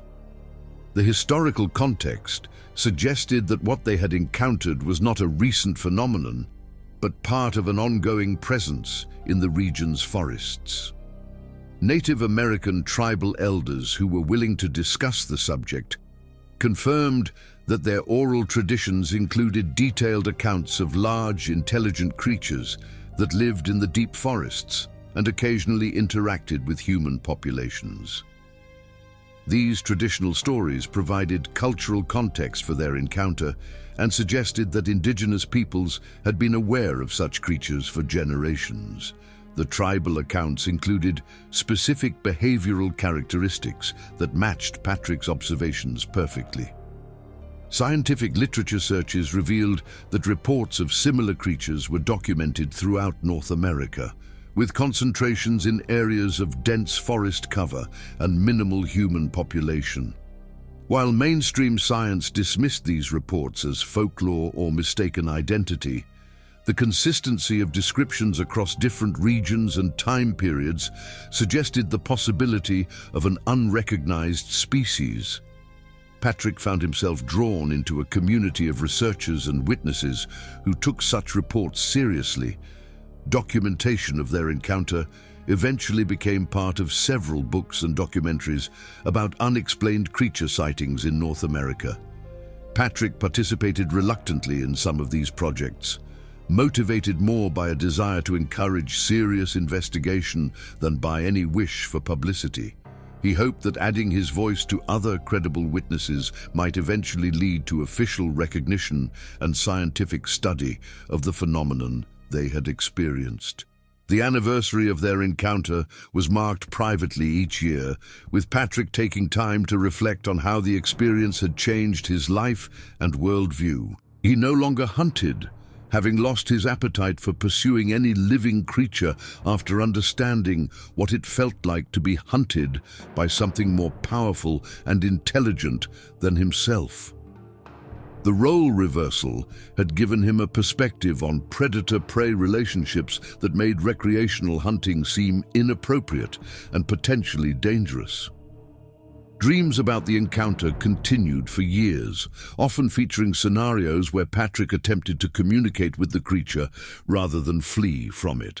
These dreams were sometimes terrifying, but occasionally peaceful, suggesting that his subconscious mind was still processing the implications of their brief contact with an unknown intelligence. He wondered if the creature had similar dreams about its encounter with humans and what it might think about the experience. Contact with Jim and Tommy became less frequent over the years, as each man dealt with their shared trauma in different ways. Annual phone calls on the anniversary of their encounter gradually evolved into occasional holiday cards and eventually ceased altogether.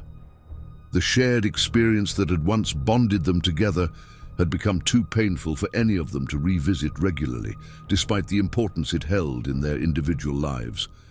Financial costs of their encounter extended beyond property damage to include ongoing expenses related to security systems, improved locks, and peace-of-mind measures that Patrick felt necessary after learning that his home could be approached by creatures capable of systematic reconnaissance.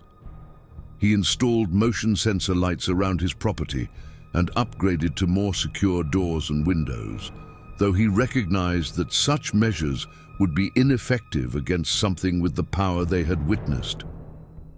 Regret about leaving the encounter site without attempting communication was something Patrick carried for the rest of his life. His hunter's instincts told him that the creature had been trying to establish contact rather than simply attacking them, and that their defensive reaction might have missed an opportunity for unprecedented interspecies communication. He wondered what might have happened if they had tried to establish peaceful contact instead of immediately assuming hostile intent.